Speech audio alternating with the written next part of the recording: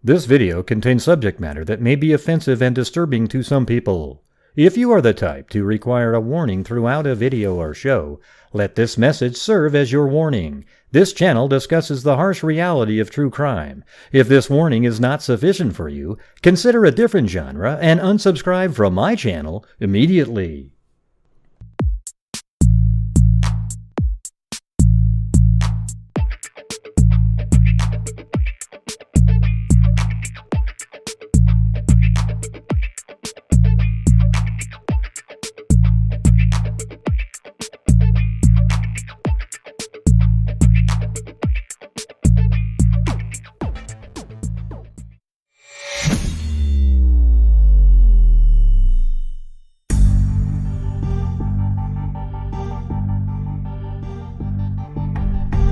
Oh, look at that. My screen's dark. Hold on. Man, that's what happens when you have to reboot. I'm a ghost. I'm a ghost. Now, there it is. Haha. Awesome. I'm sure I looked better when it was dark like that.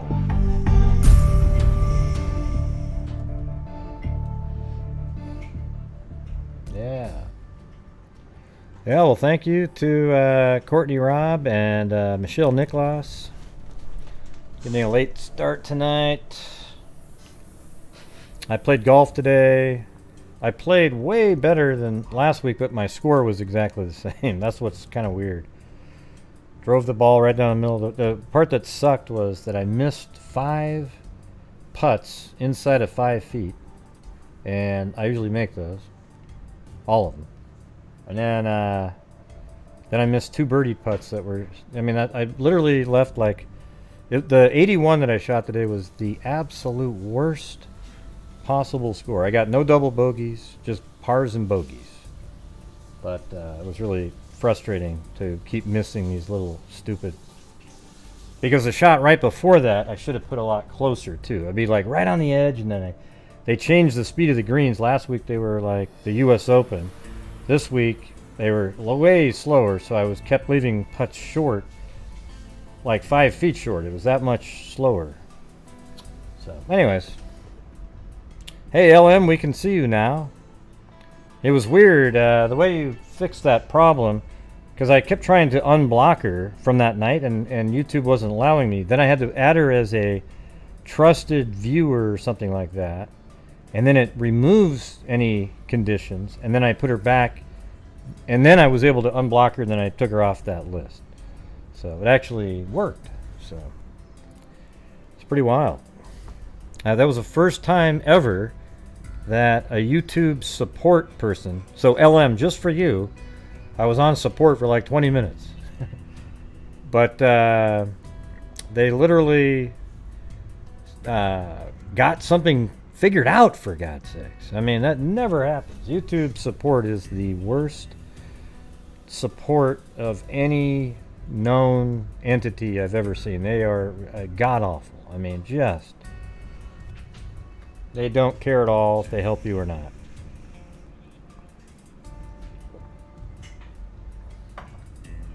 Yep, no problem, no problem. Thank you, Kevin Brown.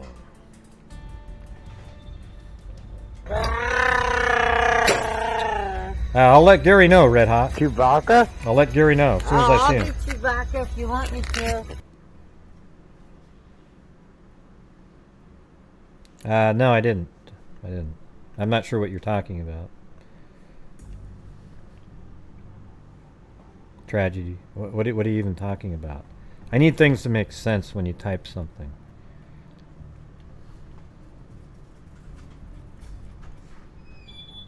You got one more shot.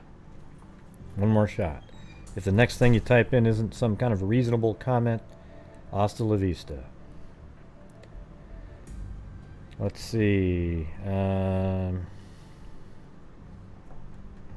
Hey, Tracy. How's it going?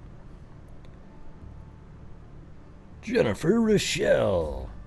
No horses tonight. No horses. Why would I see a dead body on the golf course? Oh, because of the case that we were covering? No.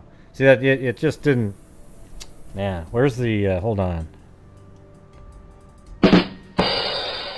Nice try, nice try.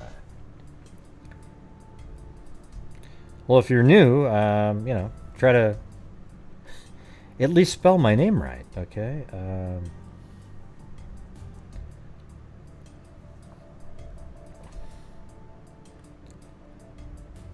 Yep. Yeah, well, LM, people thought that her account, I looked like it was fake too, so we blocked it. And then the next day, I mean, that same night, she goes, no, that was me. Because it didn't have green next to it. She wasn't a channel member, and everybody thought it was a troll, so I just agreed. And then she said, no, that was her. But then when I tried to unblock it, you know, so here, the way it looks is if you're going to block some, let's see. When you go to somebody's account on YouTube, it says block user. Okay, but if they're already blocked, it says unblock user. So I would unblock her and hit save, then go back, and it would still say unblock. So something wasn't being triggered, and I couldn't unblock her. But if you add that person to your sort of approved users, it wipes out everything related, any conditions. And then I removed her from that list, and then I went to her account, and it said unblock. I unblocked it, and then, well, it already said it gave me the option to block, because when I made her a approved user, it removed the block on her. So then we knew it worked. But it was kind of complicated, but now I know how to do it next time, because that's happened before with people. And by the way, if you get blocked and you don't, and somehow I can't see you on the list, you have to send me your account, your YouTube account, not the, well, here's my username, Gray. I've said it 1,000 times. You got to send me a link to your account. Then I can go to your account and unblock you.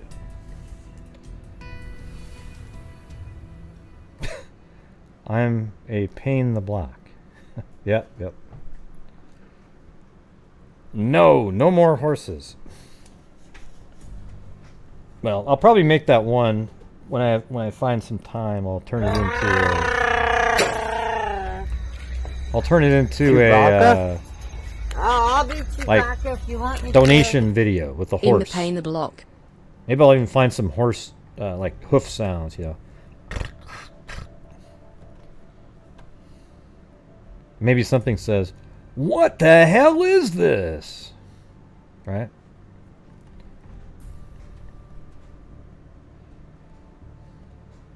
Are the bots working? The regular ones? If not, let me know. Let's see. If I type in join, does that do something?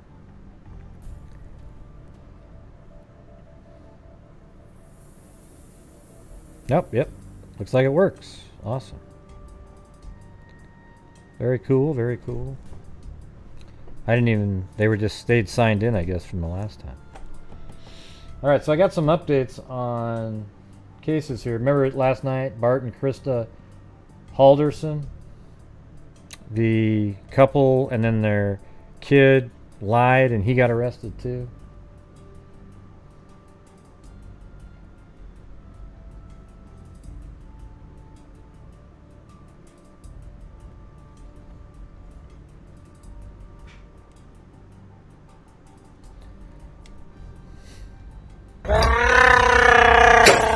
Did I do that?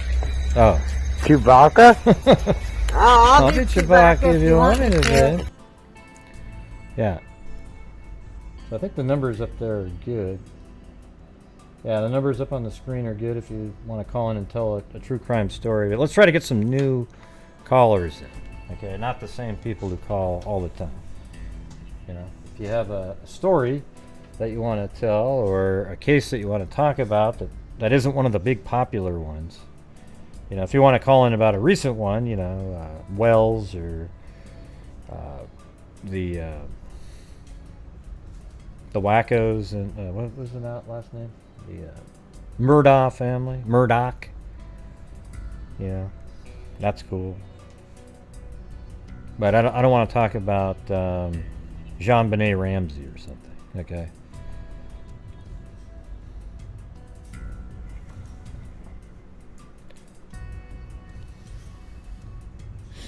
Alright, so here we go. Full conversation with the man arrested for lying to police about his missing parents. Had a few people send this one. Yeah, well, I think it's Murdaugh with a K sound, even though it's not there.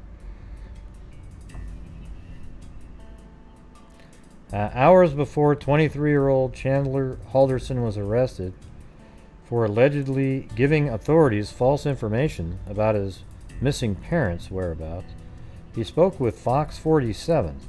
So this guy, the guy that was arrested, spoke with Fox 47, Adam Duxter. Halderson did not want to appear on camera, but did agree to record the audio of the conversation about what he said he knew about Bart and Krista Halderson's plans. You can listen to the entire conversation and find the transcript below. Oh, can we actually listen to it?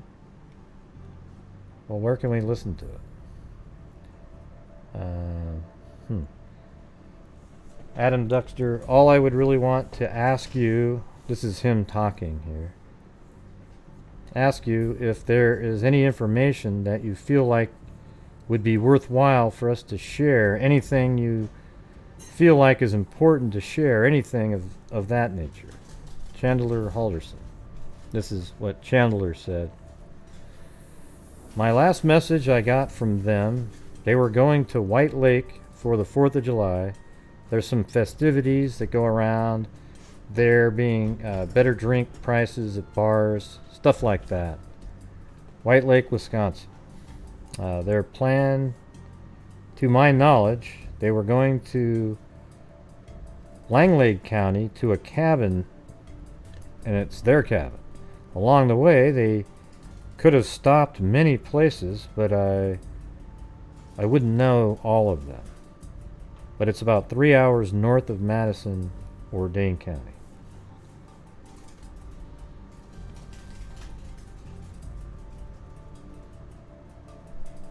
Hey, let me know when you guys are interested in this.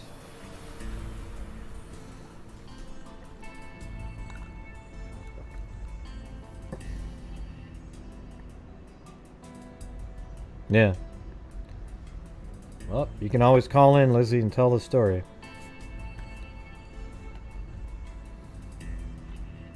I don't want people telling stories in the chat because tonight's a call-in show. It's not for people to read your comments and take away from what anybody else is talking about.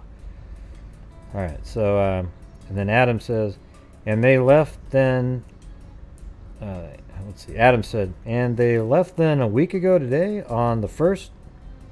Friday morning. Adam said, so that would have been the 2nd, right, of July when they left? Yup. And that's the last you heard from them? Yes. And let's see, Adam said, and then was it yesterday that you called the sheriff's office or someone with your family called the sheriff's office? Chandler said, I got to go back on that. I actually got a text from them on Sunday telling me they were going to White Lake. Okay. I don't know when the text was sent because of reception issues that they would have. They usually turn their phone off because of, for paying for roaming. Adam said, yeah. And then Chandler said, it could have been whenever they sent that message that they made it safely and they're going to White Lake. Okay. Then Chandler, so I'm not sure what they're saying here. So it was probably the last couple days that you started to get nervous then, Adam, the reporter said. He said, yeah. And then Adam said, we see comments people say, are they up north? Is the cell service bad? Could they just not be able to get a hold of something like office? There anything that you feel is going on here that leads you to believe bit more nervous. That's not the case. I don't know who translated this, but they didn't do a very good job. Chandler, my aunt went up there and was unable to call me while she was in the cabin. Okay. And Chandler said, so she was able to call me. I don't know what provider she's using, but U.S. Cellular would take up most of Wisconsin, so they would be able to call today. And then Adam said, Chandler said, this weekend it was packed. I get that. Packed. Maybe the weather wasn't great for messaging. So yeah, who knows? Adam said. And then the other thing I wanted to ask you about was a lot of the comments people were concerned or wanted some clarification about the vehicle, right? Because the reports from the sheriff's office say they didn't have a car, or there wasn't a car with them.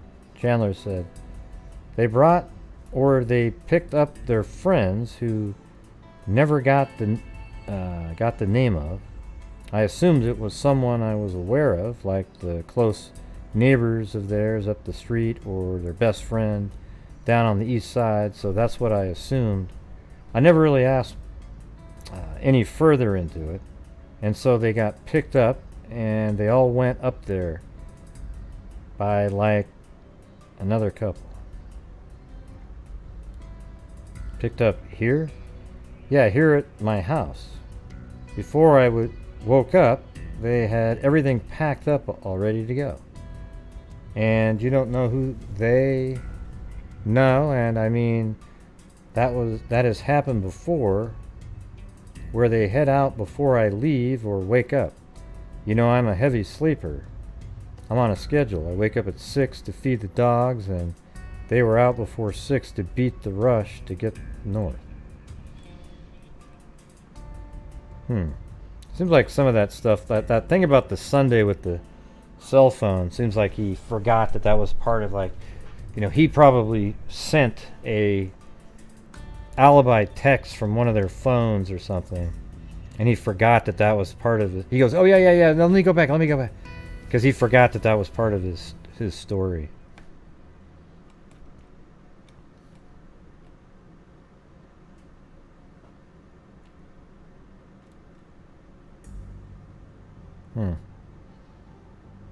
Yeah, so these two people are dead, his parents, and he's been arrested for, you know, even a kidnapping charge, actually. So, you know, sounds like they believe he kidnapped his own parents, and then obviously he's responsible, right?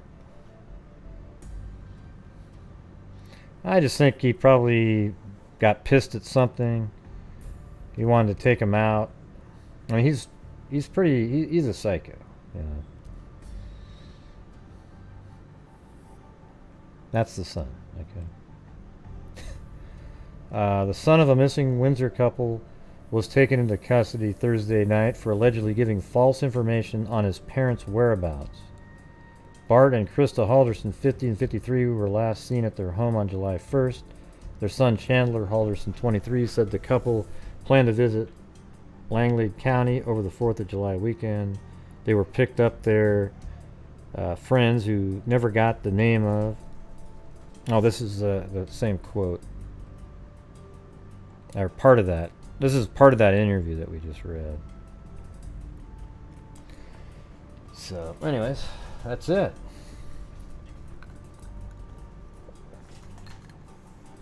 Yeah, could be something like that. I mean, you know, inheritance pops in, but I don't know, sometimes you see a guy like this, he's just, you know, sometimes these kids just snap and kill their parents because they didn't allow them to do something, or, I mean, who the hell knows? Yeah.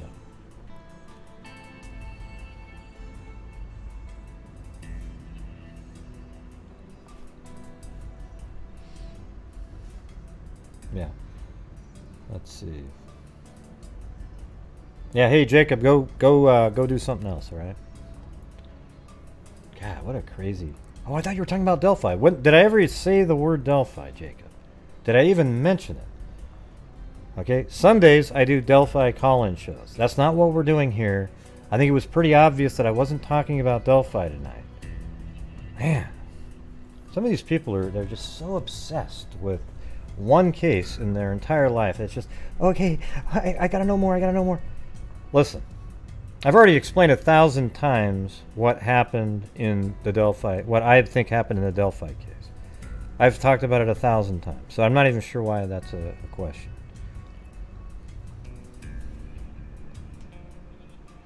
The kid, this guy is 23 years old, the parents are 50 and 53, and the mother's 53. Yeah.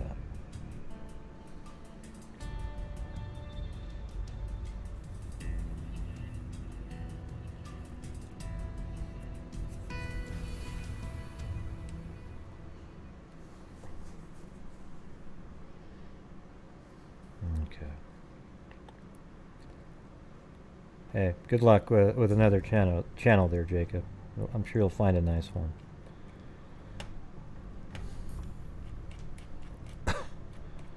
Ridiculous. Too late, Linda. Too late. Yeah, he's 23. Parents are 50 and 53. Next question was going to be about Chris Watts, I'm sure.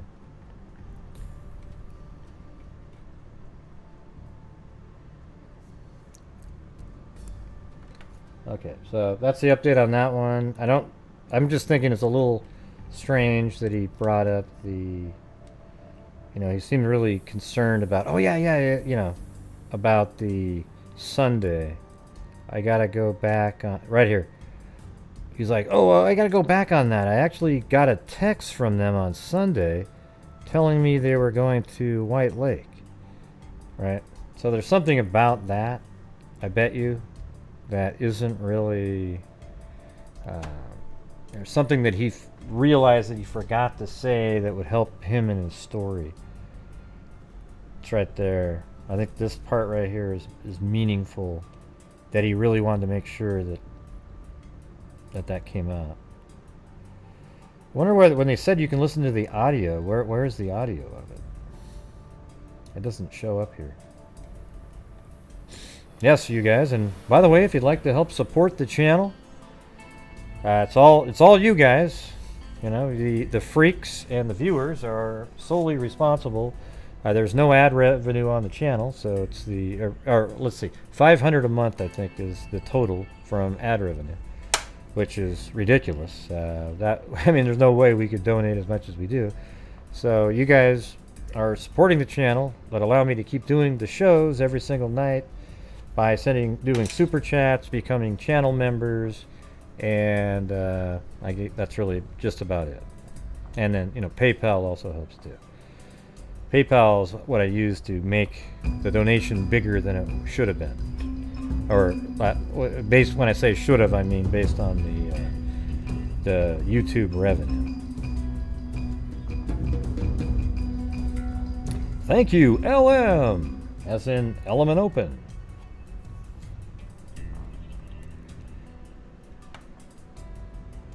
And it's hard to read this the way it's. I don't think whoever translated it did did a good job. Doesn't really make a lot of sense.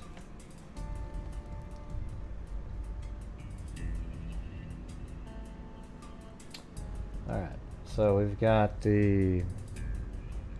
also an update in the Murdaugh case. This one's pretty interesting. There's actually audio from the murder of Stephen Smith. Thank you, Carolina Carla. New details about a 2015 death investigation in Hampton County. Highway Patrol reports indicate that officials believed 19-year-old Stephen Smith's death was caused by a hit-and-run car crash. But that was not the focus of their months-long investigation. Somebody said you got hit by a car or something, man. That's what you heard? Yeah. I didn't get hit by a car. You did? He didn't get hit by a car. Listen to how like they're talking about Stephen Smith. Remember, he was the first ME said he got shot in the head. Well, listen to this guy. He was absolutely sure he didn't get hit by a He didn't car. get hit by a car or something, man. That's what you heard. Sending love for months-long all you and the investigation. freaks do. Somebody said he got hit by a car or something, man. That's what you heard. Ah, well, thank you very much, SSP134 Georgia. So here's the thing. Every time somebody becomes a channel member or sends in super chats, a large portion of that goes to crime-related charities at the end of the month. Okay? So I'm going to say this because a lot of times there's new people watching. So since January of 2020, we have donated $44,000, $22,000 all of last year. This last month, I wanted to make it rounded up to $22,000, but in June we were already at $22,000. That's crazy, right? So I hope that we're able to keep doing what we're doing. This month is probably about $800 behind where we were last month, so it won't be the $4,000 like we did, but I'm sure it'll be in the thousands. The freak family is the best. Heart. Love you all. Thank you. Yeah. But isn't this crazy? Of their months-long Listen to investigation. Somebody said he got hit by a car or something, man. That's what you heard. He didn't get hit by a car. He did? Yeah. Well, tonight we Like, are no, getting a no, look I didn't get at hit by a car. released documents from back in 2015 showing the agency spent months investigating the death as a homicide. Now, Sled. Yeah, well, the first medical examiner said that he was shot. And they even investigated it apparently as a murder, but and then another one came in and said, no, it was a mirror on a truck, even though there was no glass, nothing on the road, nothing to suggest a hit and run whatsoever. Well, tonight we are getting a look at released documents from back in Thank you, 2015 Tracy. showing the SSP agency 134 spent Georgia. months investigating the death as a homicide. Now, SLED has opened an investigation into Highway Patrol's 6-year-old case. This after the agency says they found information related to Smith's death while investigating the murders of Paul and Maggie Murdaugh. Our Adam Mincer has the latest on the investigation.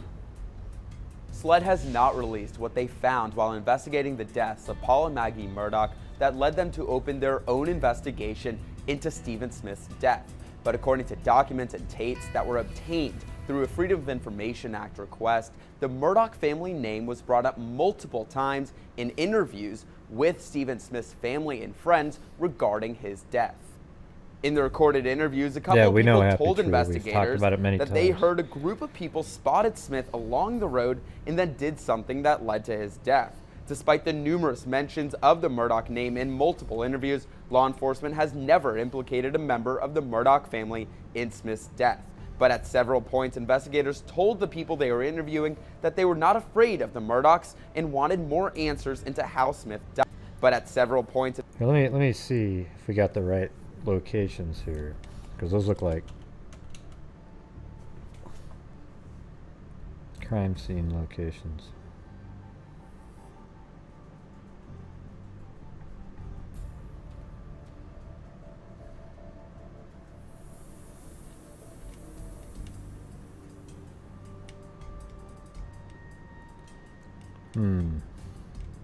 So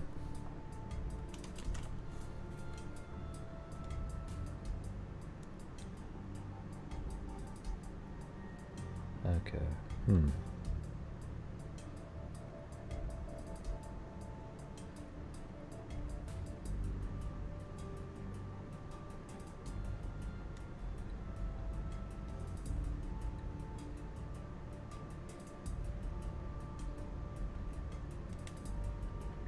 Yeah, so those are them.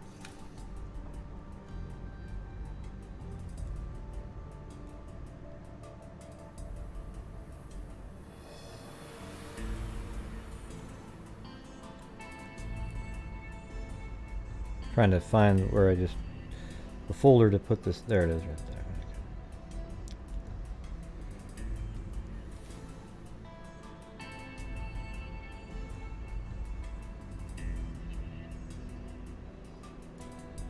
That looks very similar.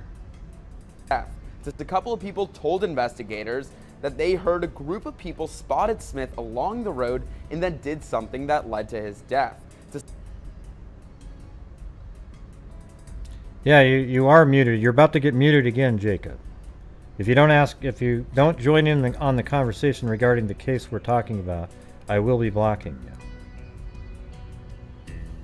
That led to his death. Just along the road and then did something that. Okay, it looks like right here they've got some marks on the road. So now let's turn it around. I think I've seen that. Oh, boom. We just nailed that spot. Look at that. That's absolutely the spot. We even said that that's probably the cornfield. Look at that. Wow. Oh, you can't see shit. Hold on. You can't see. Look at. All right, see, look at right there. That's the part of the article. And then look at that right there. I mean, literally exactly the same. Everything. When was the street view on this one? 2009, so it's even way before. But see, that's where the corn is. That telephone pole right there is this one. I bet if I go to this one, you're almost exactly. Yeah, look at that. Wow, look at that. Can you guys see both of those? One behind each other. So we have that. We nailed that spot. All right. Led to his death. Despite the numerous mentions of the Murdaugh name in multiple interviews, not sure what you're talking law about, enforcement has confused soul. never I got it implicated up a there. member of the Murdaugh family in Smith's death. But at several points, investigators told the people they were interviewing that they were not afraid of the Murdaughs and wanted more answers into how Smith. All right, so I think there was another.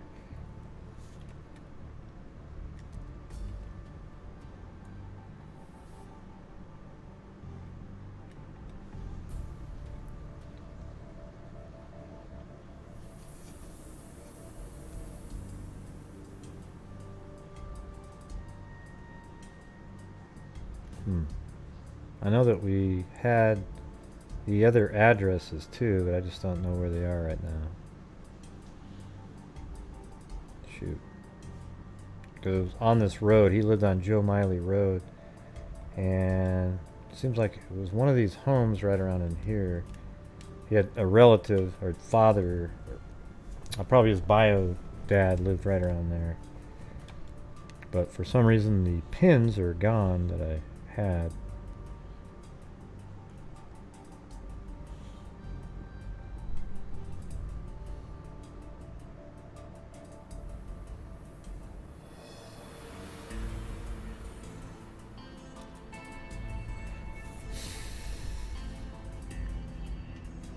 Yeah, you get lost, huh? Thanks, Nicole Wilson. So his car broke down here, then he walked this way, and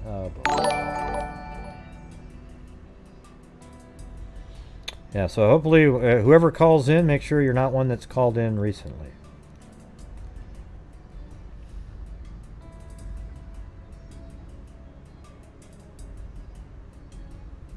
Because nobody has that many true crime situations. Let's see, Stephen Smith. Yeah, so it's right. I remember we figured it out where his mother lived and where he lived, but unfortunately, I don't see it. Let me see if it's another one of these. Boom, boom, boom, boom.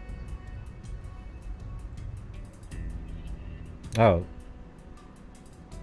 Okay, why was that one's obviously in there for a reason.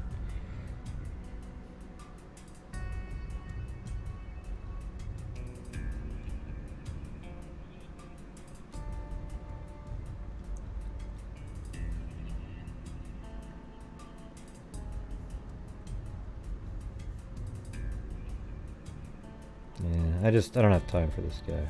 Boring. All right. 231, you're on. Gotta unmute yourself.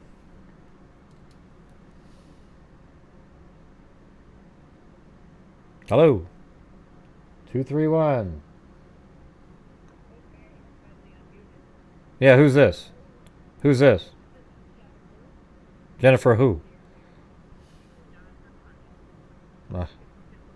look at Okay, look at the sense of humor we have. I have a question. Yeah. So did he?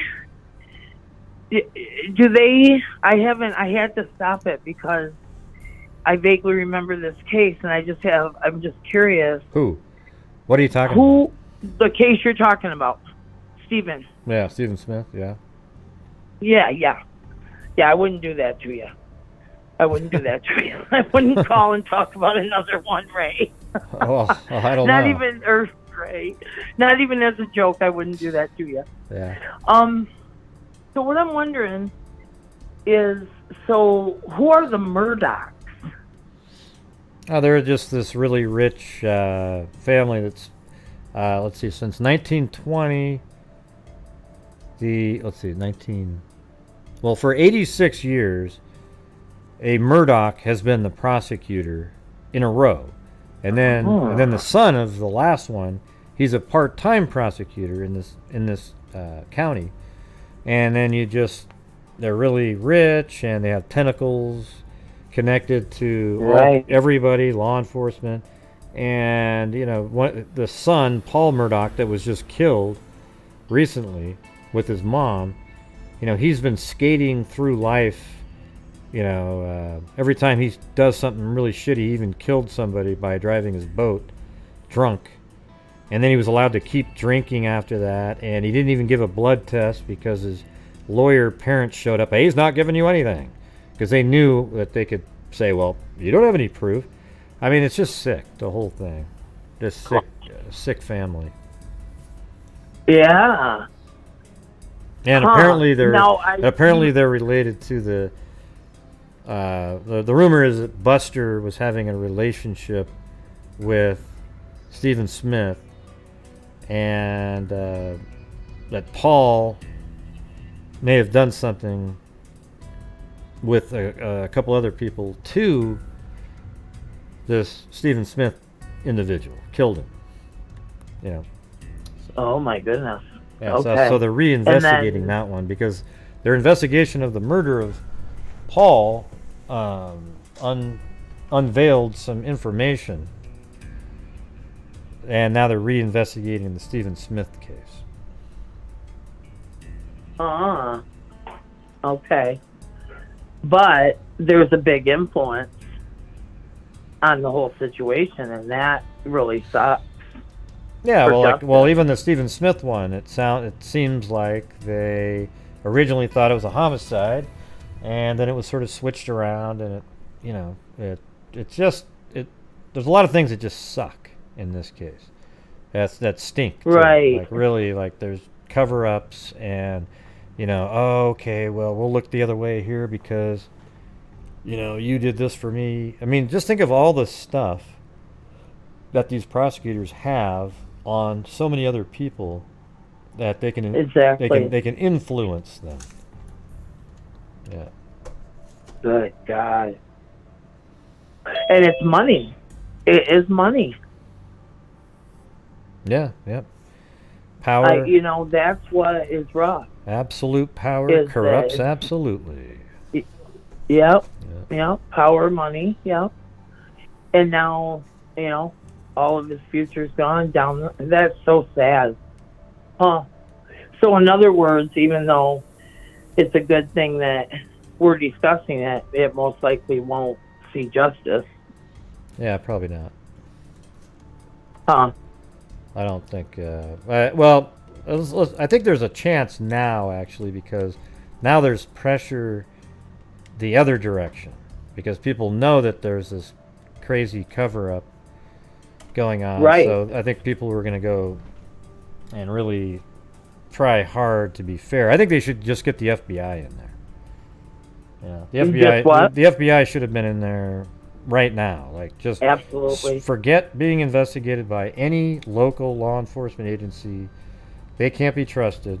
They need to get the FBI in there, let them take over it, and they run the show. You don't have SLED or any of these other organizations in there. Yep. And they can't be subjective, and they can't be scared. Yeah, we know. Threatened, or Yep, yep. Yeah, he was a, God, you're getting old when you say he was a cute boy. But yeah, I mean, that's just, that's heartbreaking. And then I just came in on the one before that also looked interesting. Do you mind if I ask you about that? I know we're not on that. Yeah, go ahead. But I just caught the tail end. What was the one before? Well, just what did you want to know about it? I don't want to go over it Just again. kind of not the whole entire thing, just kind of a synopsis. Well, it was just these two parents that were going to go on, apparently maybe on a trip, but they never made it to the trip, and then they went missing. But now the son has been arrested for kidnapping, and they found the bodies of both the parents in another location, not at the camp that he said that they went to. That's right. I would. Okay, so that doesn't look real good either. Nah. But well, it sounds like looks they've like got the justice guy. will take place. They got the guy. They found the bodies. It's just, now I want to know the why. Like, what the hell was he doing? Why did he do that? Okay. Okay. Yep. I don't know. Those whys sometimes get me because it happens. The people can't live their lives anymore, and sometimes the whys, I know that they're necessary and stuff, but I've also sometimes think, I don't know, they're gone, and people get taken over by rage and this and that. That's why. It's how I feel sometimes. Yeah. All right. There's lots of choices. Yeah. Well, thanks for calling in. Oh, you got another one in line, don't you? Yeah. Well, thanks for All calling right, in. you get them. Yeah. Did you have a nice anniversary? Yeah, it was cool. Went to the beach. Very good. Hung out. You deserved it. Well, All right, thank you. I'm going to go turn you back on. All right, thanks. Okay, bye. All right, take care. Bye. Yes, let me finish this video here. Adam Mincer has the latest on the investigation. SLED has not released what they found while investigating the deaths of Paul and Maggie Murdaugh that led them to open their own investigation into Stephen Smith's death. But according to documents and tapes that were obtained through a Freedom of Information Act request, the Murdaugh family name was brought up multiple times in interviews with Stephen Smith's family and friends regarding his death. In the recorded interviews, a couple of people told investigators that they heard a group of people spotted Smith along the road and then did something that led to his death. Despite the numerous mentions of the Murdaugh name in multiple interviews, law enforcement has never implicated a member of the Murdaugh family in Smith's death. But at several points, investigators told the people they were interviewing that they were not afraid of the Murdaughs and wanted more answers into how Smith died. While they also asked people if anyone disliked Smith for being openly gay, this audio shows the prominence of these rumors and the skepticism investigating Smith for being open. So asked people if anyone disliked Smith. So that's the actual vehicle that was broken down. Let's see how close this is. If there's even street view there, yeah?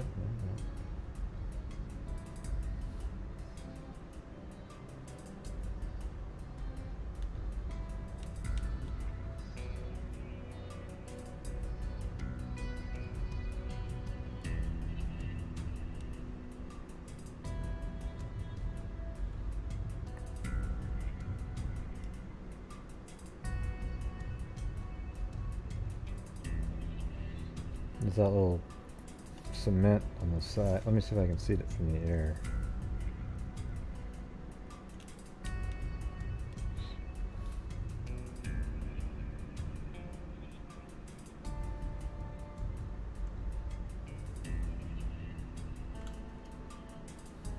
What happened? Who's saying bye-bye to V always? What happened?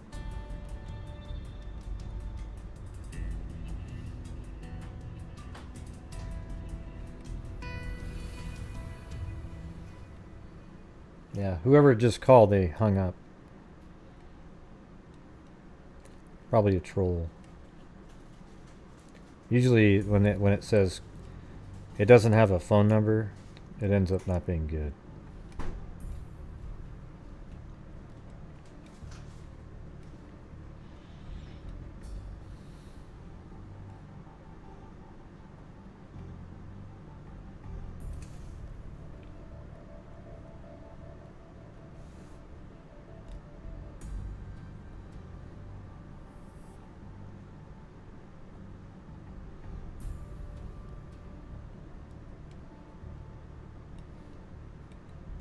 I'm just looking around for a little cement turnaround. But this street view's from 2008, so who knows.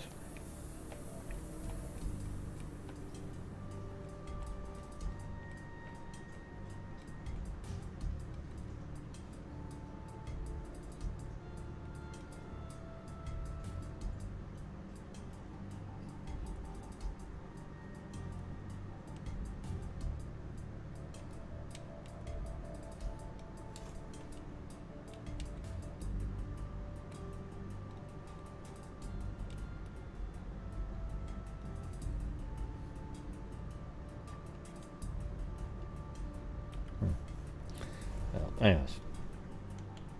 That's the distance they said it was from this road to here, is what I got.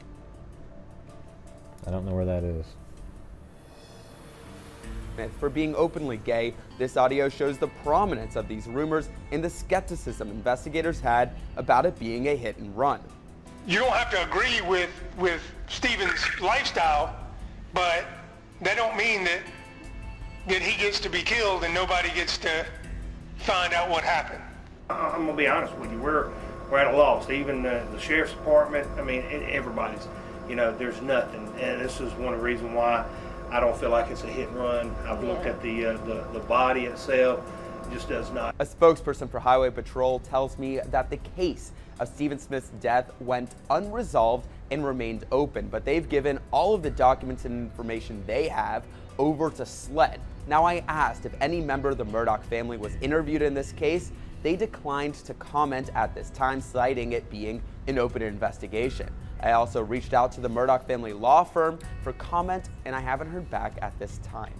Reporting in Columbia, I'm Adam Mintzer. And no suspects have been publicly named in the deaths of Paul and Maggie Murdaugh.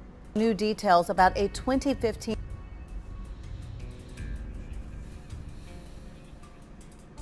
Yeah. Well, it's pretty interesting.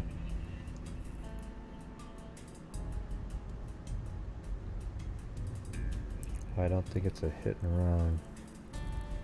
I've looked at the body itself. I'm saying it couldn't be. I'm not saying it couldn't be. I'm not leaning towards that. Here, let me read this. New details in the investigation of 19-year-old Stephen Smith's death in 2015 show that while initial reports from South Carolina Highway Patrol indicate his death was caused by a hit-and-run car crash, they spent months investigating the possibility of murder. Documents and files obtained through a FOIA request reveal that investigators heard rumors in the days after Smith's death that it wasn't an accident. Last month, SLED said they opened an investigation into the cold case last month after they found information. Well, it wasn't a cold case. You guys said it was a well, I guess it's always, you said it was a hit and run, so I guess it would still be a homicide. Last month, after they found information relating to Smith's death while investigating the murder of Paul Maggie Murdaugh, SLED has not released what they found. But according to information obtained from Highway Patrol investigation, the Murdaugh name was brought up multiple times in interviews with Smith's family and friends about his death. In the recorded interviews with people who knew Smith, some people told investigators they heard a rumor that a group of people spotted Smith along the road and then did something that led to his death. Despite the mention of the Murdaugh's name in multiple interviews, no member of the Murdaugh family has ever been officially implicated in Smith's death.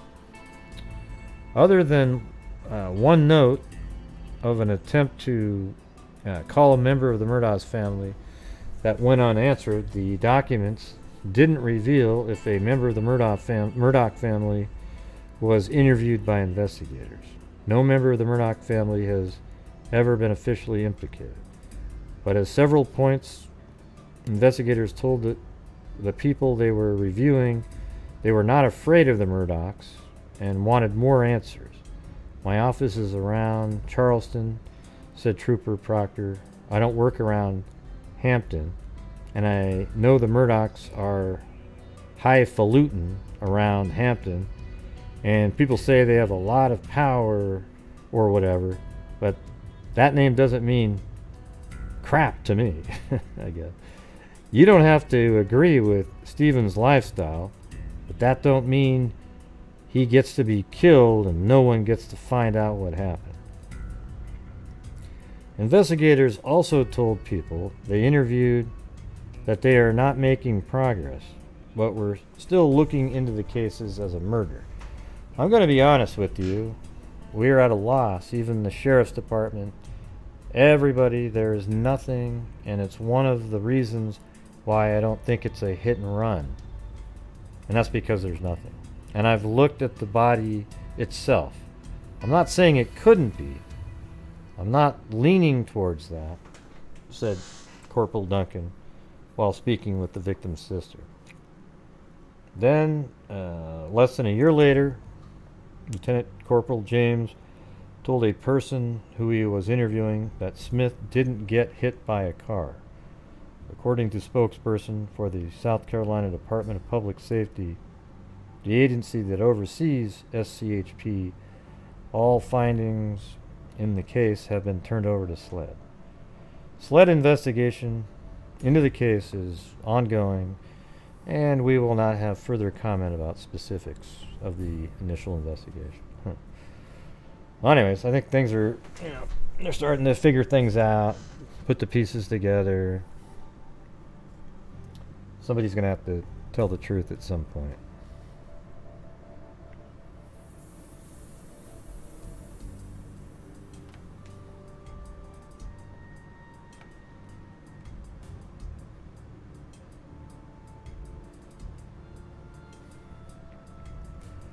All right, well, you guys got to call in. Anyway, I'm going to go take a break.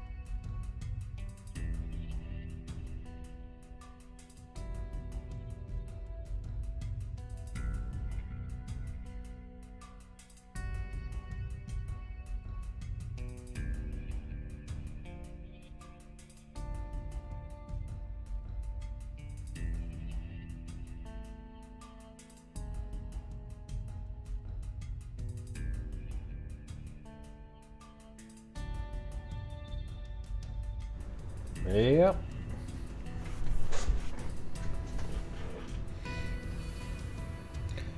Yeah, I don't know. This might just be a real short night.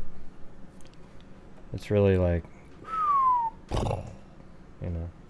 no juice.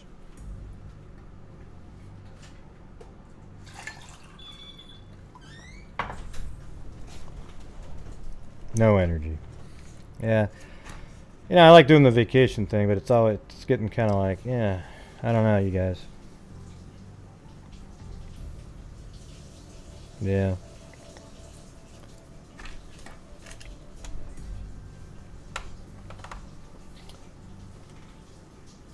I was actually working on a Nefarious video. I'm trying to get done with the Beidleman one. So...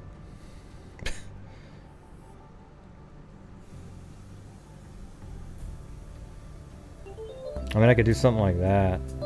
I'd rather just work on that. Good eye, mate. Zozo said. Although it said it on the note, but not... Yeah. Yeah, it's got to be worth the time on here. That's the problem. Let's see. Well, I just think people don't really have any, you know, like something to talk about. That's, I don't know, it's strange how everyone's all week. Oh yeah, hey, great, and then nothing when there's a call-in. It's crazy. All right, 920.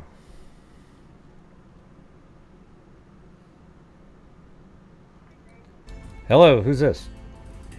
Kathy Mallon. Kathy Mallon, hey, how's it going? Good, how are you?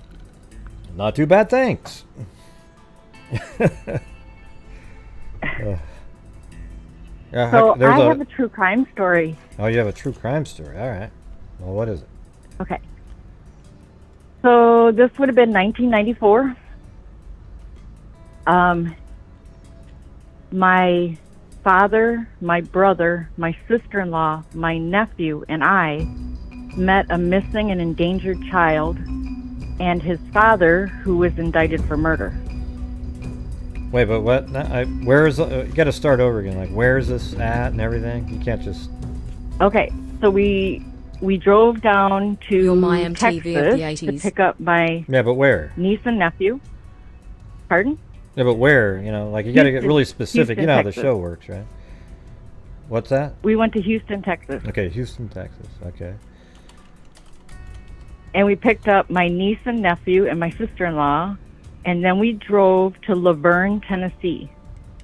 Okay, so from here to Laverne, like 2 words though. Laverne, like L-A space I think it's V-E-R-G-N-E, right? It's Laverne. I don't think that exists. There's only a V-E-R-G-N-E. Unless it's one. Let me try one word. I don't know. I mean, it's still said called Laverne. Yeah. Yeah. It's L-A space V-E-R-G-N-E. Okay. Yeah. It's a suburb. It's a suburb of Nashville. Nashville. Yeah. Okay. So you went there and. Okay. My sister-in-law was going to take a truck driving school class. And we all met up in a truck stop. And while we were there, we met this little boy. And my nephew was about the same age as the little boy. And they were hanging out. And they were talking about kid stuff, you know. I got a fish hook caught here. I got my arm stuck in a wringer washer. They're all showing their scars, my sister-in-law, my nephew, and this boy. And they hung out for a couple hours. And then when we were ready to leave, my sister-in-law said, well, we're looking at possibly moving here. So the little boy gave my nephew his phone number. And his dad kept a really close eye on him. When we talked to him, he said exactly how many days it had been since he spoke to his mom, and he had tears in his eyes.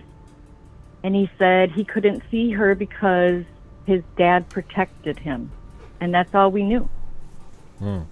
So we come back to Wisconsin, where we live, and I've got my niece and nephew in tow that we picked up from Texas.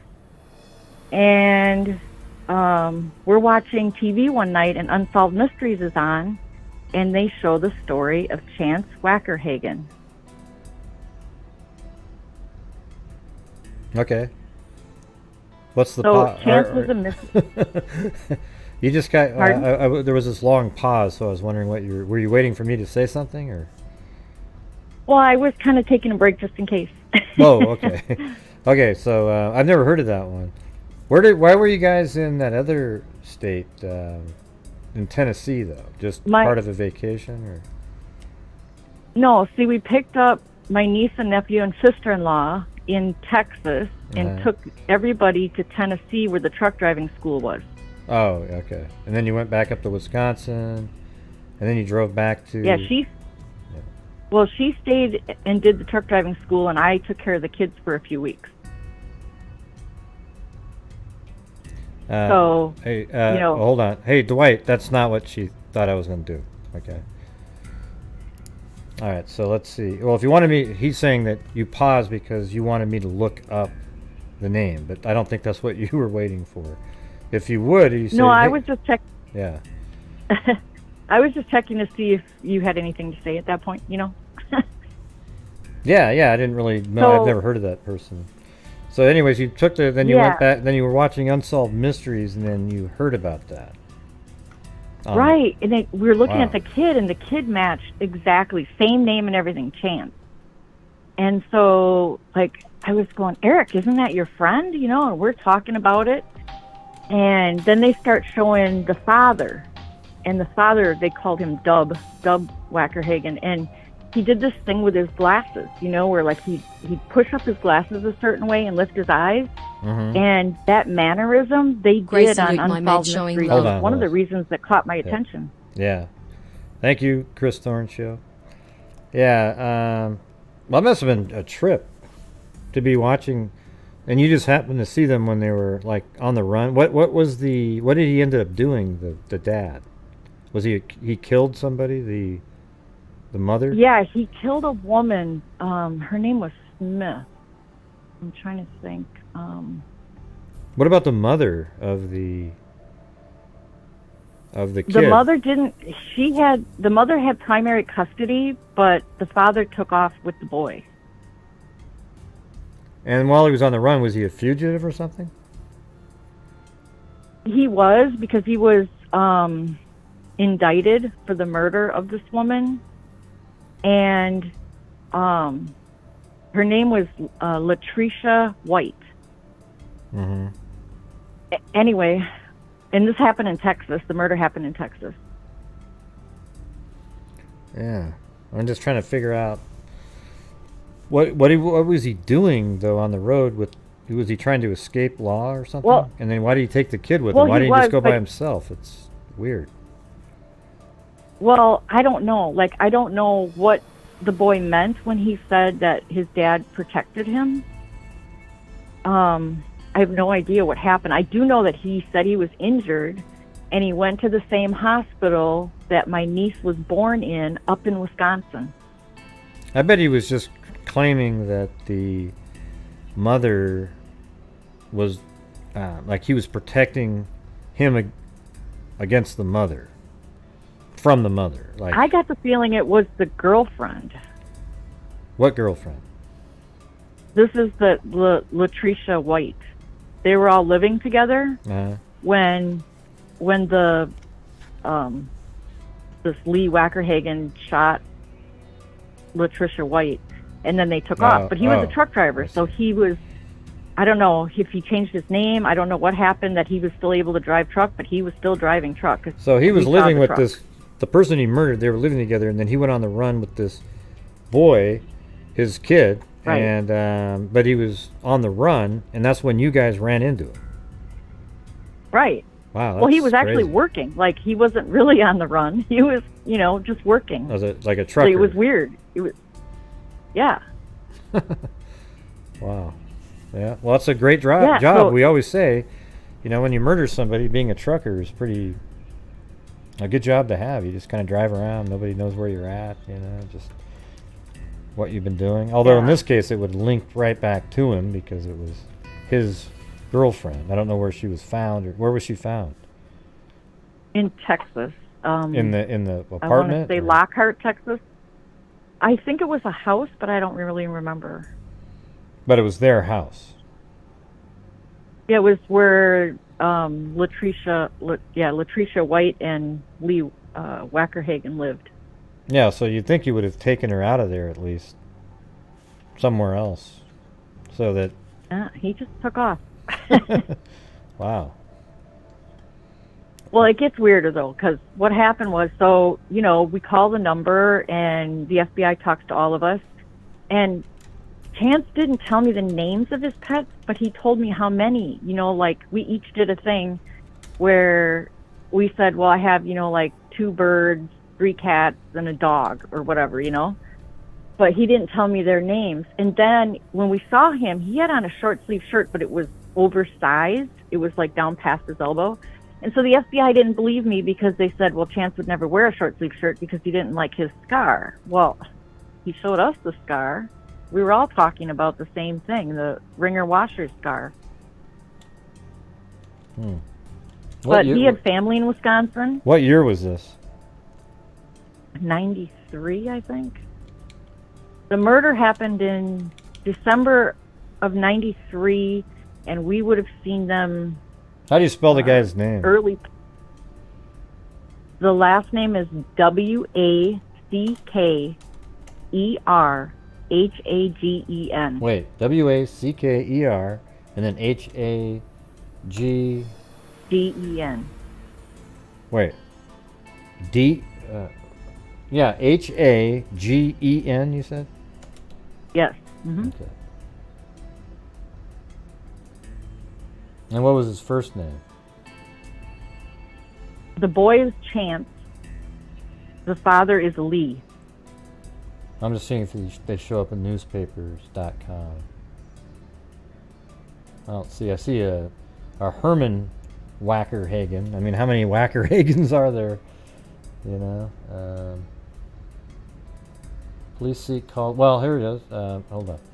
Police seek Caldwell County man in slaying of 38-year-old woman. This has got to be it. It says, oh, there it is. Lee Herman Wackerhagen. Okay.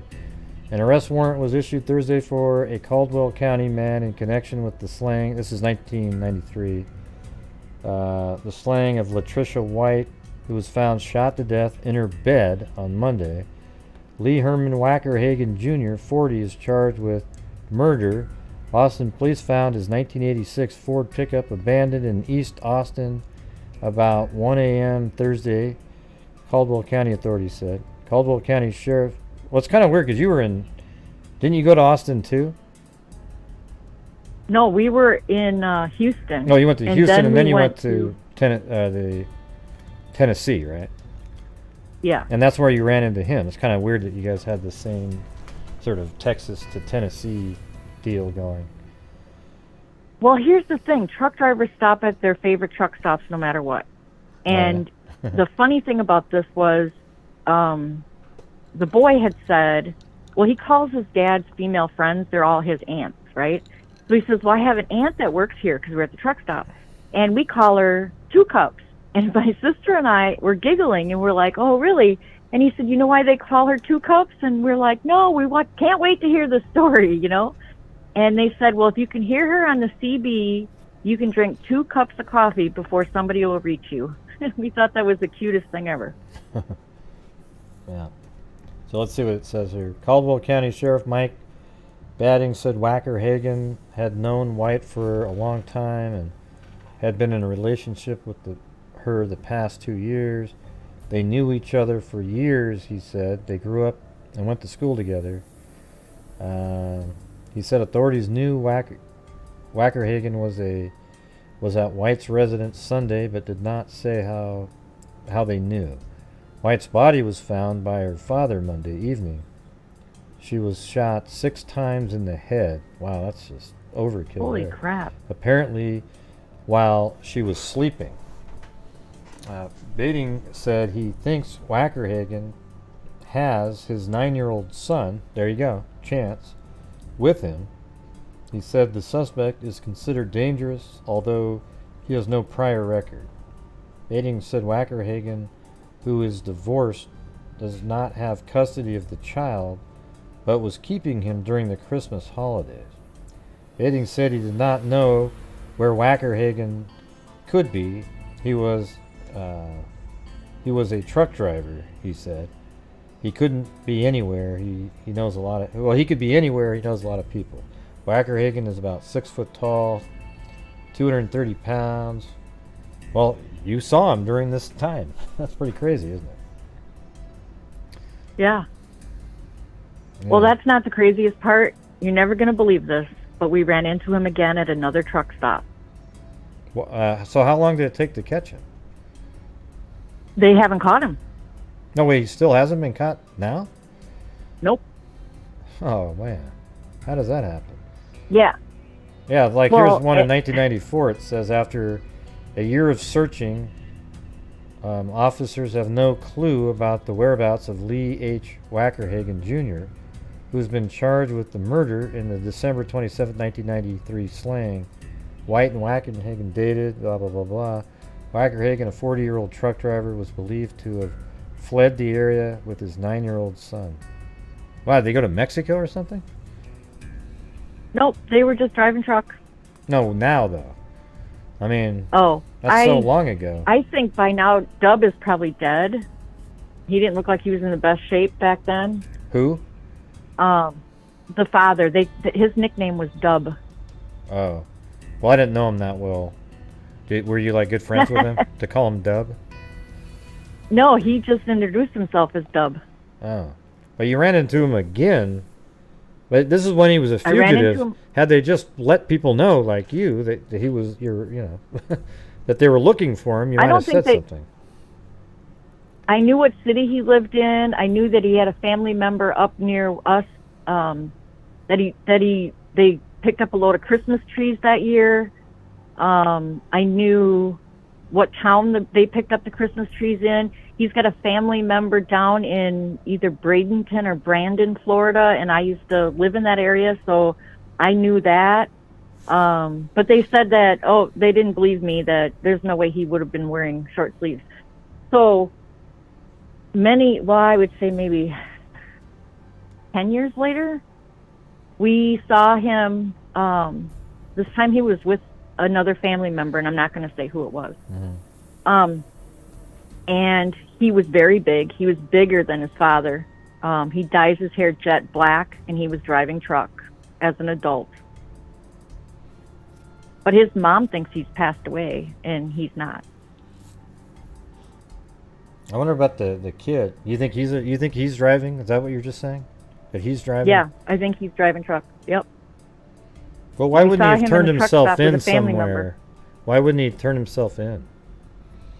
I don't know. When he said that his dad protected him, I don't know. Maybe he's the one who shot the lady. I really don't know. Oh, that's sort of interesting. I mean, how old? But he was how old was he at the time? He was 9 years old. So I guess he could have done that. I mean, I just don't know what happened. Yeah.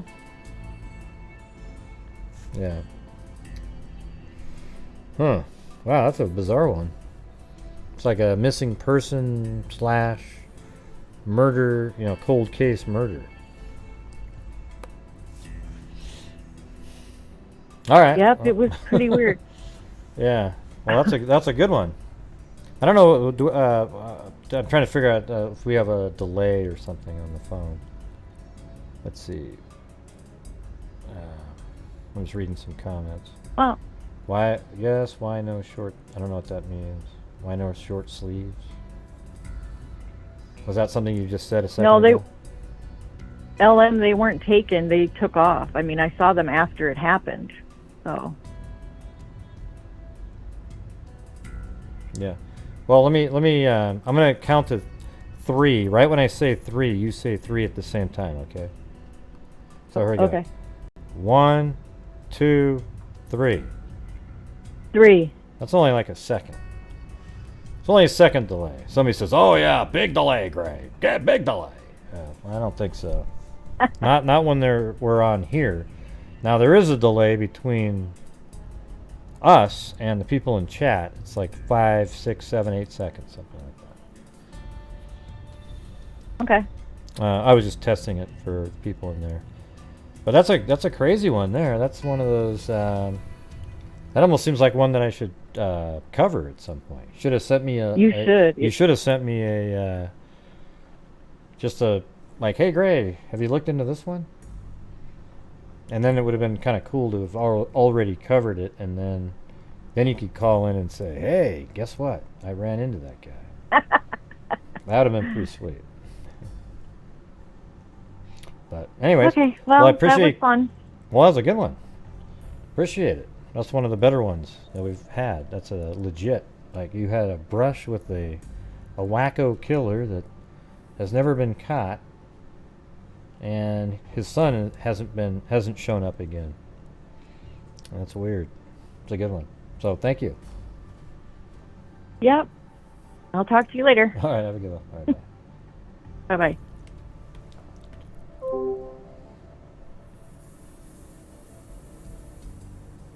What are you talking about?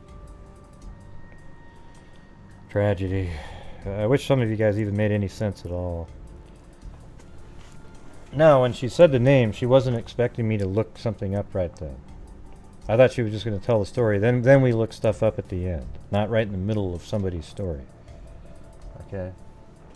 So I don't need the little whining comments in there. You know, like, oh, God, Gray, normally you do that. I mean, oh, God. Well, I don't. I don't interrupt and then look something up. It's usually like near the end. Okay, let's check it out. Once the main part of the story's over. It's ridiculous.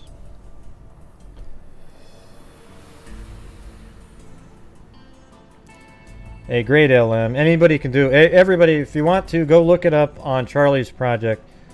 Okay, like LM just did, because apparently she's got all the information. Okay. All right, let's. Let me. 918, you're on. Hello, 918. Hello. Hey, Gray. What's going on? I'm wondering if you would be able to showcase the Dior Coons. It is now the 6-year mark. Yeah, I mean, you just send me an email with the case, and I look it up. I'm not going to do it like right now because that's not what I. Oh, I'm not asking you to do that right now. I was just trying to advocate for this case since it's been 6 years in the I think I've heard of that this one. child. What? How do you spell that? The name on that? DEORRKUNZ.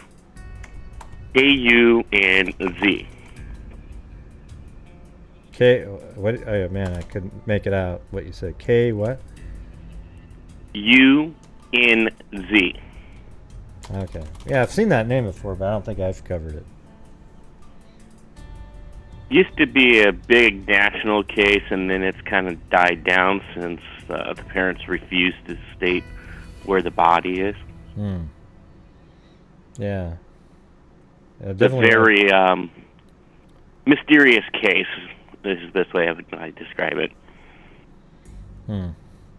There's a few of those like that out there, similar. Missing kid. I mean, have they ever like? Are the parents the main suspects in it? The parents are uncleared person of interest or potential suspects. Yeah. But one of the things too is I don't like covering cases that everybody else covers over and over and over again.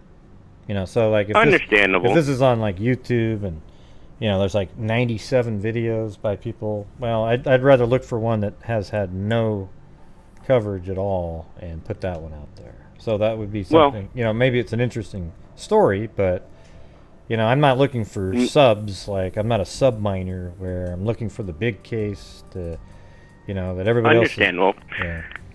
Yeah. At least us discussing it right now gives enough limelight for your viewers and everything else. Yeah, they can go look it up if they want to. And if I look it up and it seems like something that would be interesting, but again, you know, so many people have covered it, and I'm sure it's been covered deeply that if I did it, I would just do it the way I do it with like newspapers.com and just kind of go through it, and then I'd probably miss something, and then the person said, always follow that one. They always get angry if you don't add in every single thing. Yeah, understandable with that, especially with this kind of case and how many people have actually followed the case. Right. So if you don't have all the Anybody little things that that they does want, misinformation usually gets chewed out.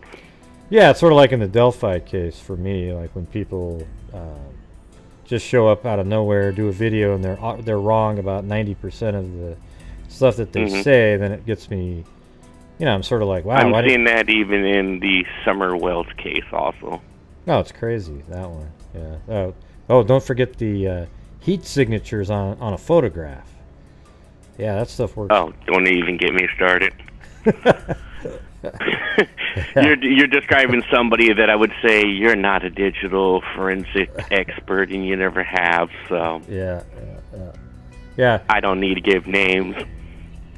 Well, what's weird is that alone should discredit him from any other thing that he's ever said. That he won't give in on that one topic. Like he literally is over there defending that the use of a filter. I think when he got his letter back from Carter, that should have just gave him the clue that you really just don't know nothing about the case, and you might as well not cover it. Period. And Carter doesn't normally do anything. Like one time, I tried to get a hold of him to clarify the abandoned vehicle. He said abandoned vehicle, and I said, "Well, did you meant abandoned CPS building?" And he didn't reply, but I think Holman did because Carter. I've seen many articles on that, including the updating of whatever he was saying. But it's definitely the information in the statement gets crossed up a lot too much. Yeah, well, it was definitely cleared up. Almost 5 years. Well, it was definitely cleared up right then, but people wanted it didn't fit their story that they wanted to tell, so they just kept saying it. It was literally cleared up within 2 days or a day. I cleared it up. Holman responded to my questions and said, no, it was the abandoned CPS building, because Carter passed it on to him. And then Holman Didn't you go live a couple of days ago stating, or someone stated that they have talked to the person that saw the set vehicle at the CPS? Well, I was and one. Apparently, it was actually a worker's vehicle. Well, I don't know what kind of a vehicle it was. I was the one that talked to the guy, though. I saw him in an article, called him up, and he literally talked to me and told me that he was the one that he saw the abandoned. He saw the vehicle at the abandoned CPS building, and it was just an older model vehicle. He wouldn't tell me the type. But anyway, I do know a person that has off the record helped on the case, and this person has actually done some clarities on that vehicle at the old CPS. And I don't mind putting some clarity out on it. You or anybody else can take it or leave it, but from what I've read and what I've gotten from this person, they have actually literally knew what the vehicle is, they know what the VIN number of the vehicle is. The main thing is who's the driver. I don't think they would know. That's the information that they don't have. Yeah, I don't think they would know the VIN number, but yeah, I mean, I'm sure they know what type of the vehicle it is. Like, the guy said he knew what it was. He just wouldn't tell me. He just said, "I'll just tell you it's an older style, an older model vehicle." But he knew exactly what it was. He wouldn't tell me that. Do you know where people got the idea of a white sedan? I think that's that video where there was somebody looking in the back of a trunk and it just took off, life of its own.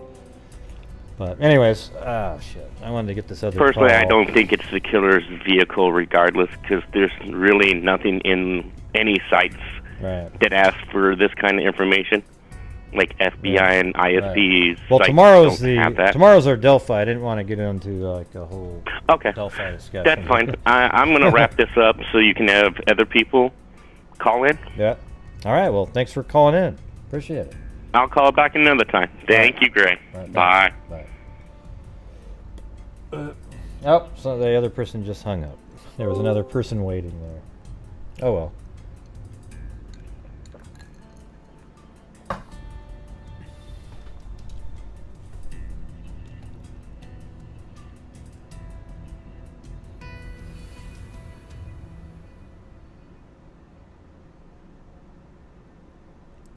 I'm gonna. I gotta look up that story that Malin sent in. Where are you, Malin? Are you still watching? Oh, there you are, Kathy Malin. There she is. Yeah, I'm gonna have to look that one up. Can you send me an email again with the name, because I've already lost it. I know Whack. I'm not gonna. Don't type it in because I'm not gonna see it. Okay. Okay. Somebody will though, because they want people to let everybody know that they remembered it. All right, 206. You're on. Hello. Hello. Yep. Hello. Who's this? This is Kit from Seattle. Well, what's going on?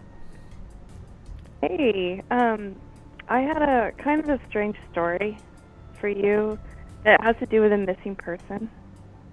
Mm-hmm. So I used to take care of this. She was like 98 years old, and she lived in an old creaky Hollywood mansion in Beverly Hills. This was like 2 years ago. And she was just really cranky, and she had a tenant up above her named Martine. And she used to complain, like verbatim, she used to say, "Martine's such a bitch," all the time. And I said, why? And she said, "Oh, ever since she lost her son." And I was like, "Oh, really?" She said, "Yeah, her son went missing." And I was like, "Oh." And so I looked it up, and she was married to a guy named Harold Hecht, who was a famous Hollywood producer in the 1930s. So they were gay? Is that what you're saying? What? Well, you said he was married to this producer. Oh, I'm sorry. She. Oh, okay. She. I'm sorry. She was married. Maybe you to did say that. Harold. It just sounded like you said he the second time. But I'm sorry. I am getting old, so She. maybe my ears suck. No, I'm totally old.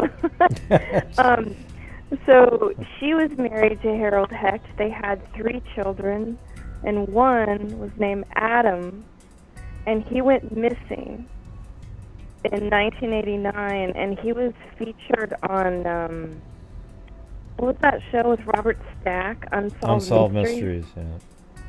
Yeah, so he was on that show, and so I got to meet this missing guy's mom, who still lived in this old Hollywood mansion.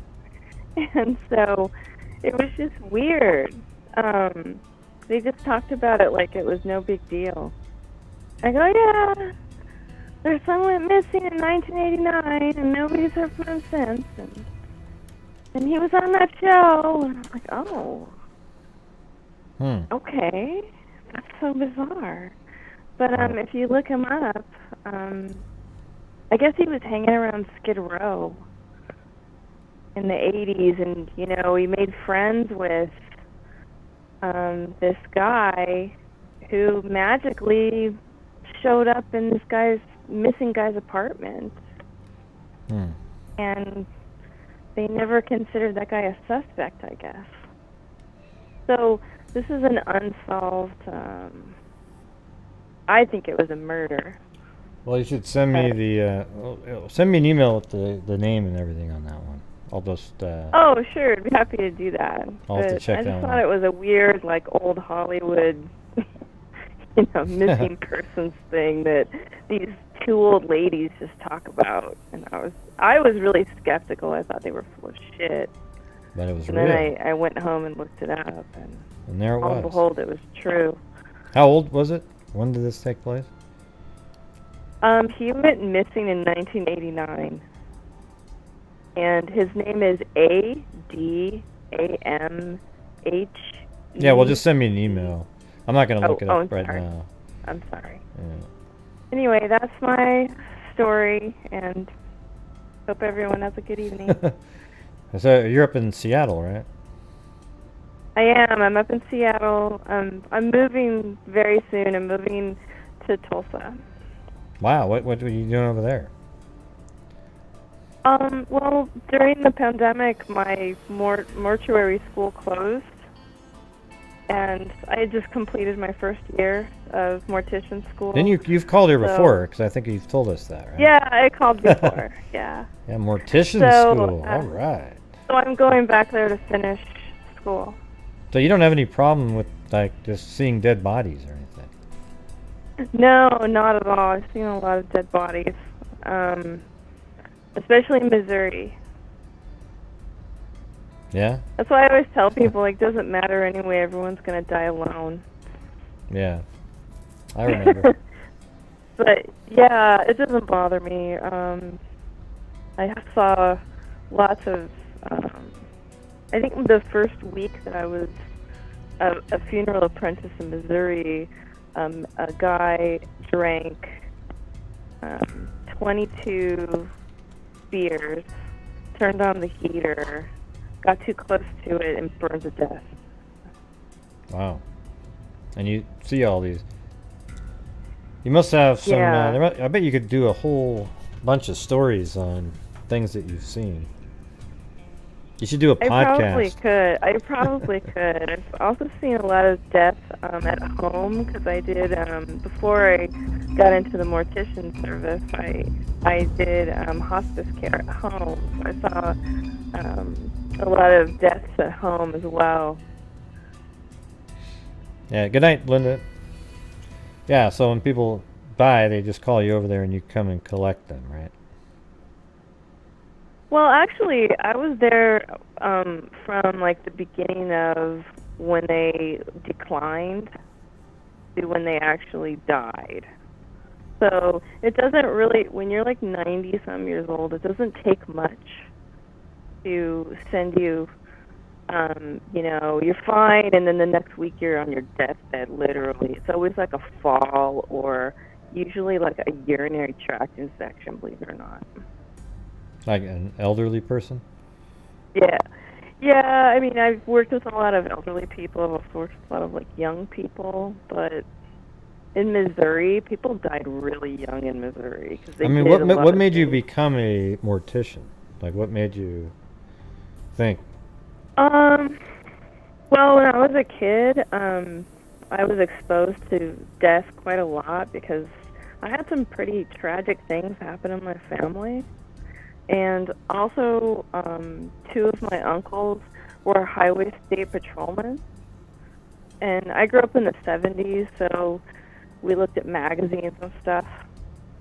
So they always had, like, Highway Patrolman magazine and pictures of horrific things in there. So I got kind of conditioned to that.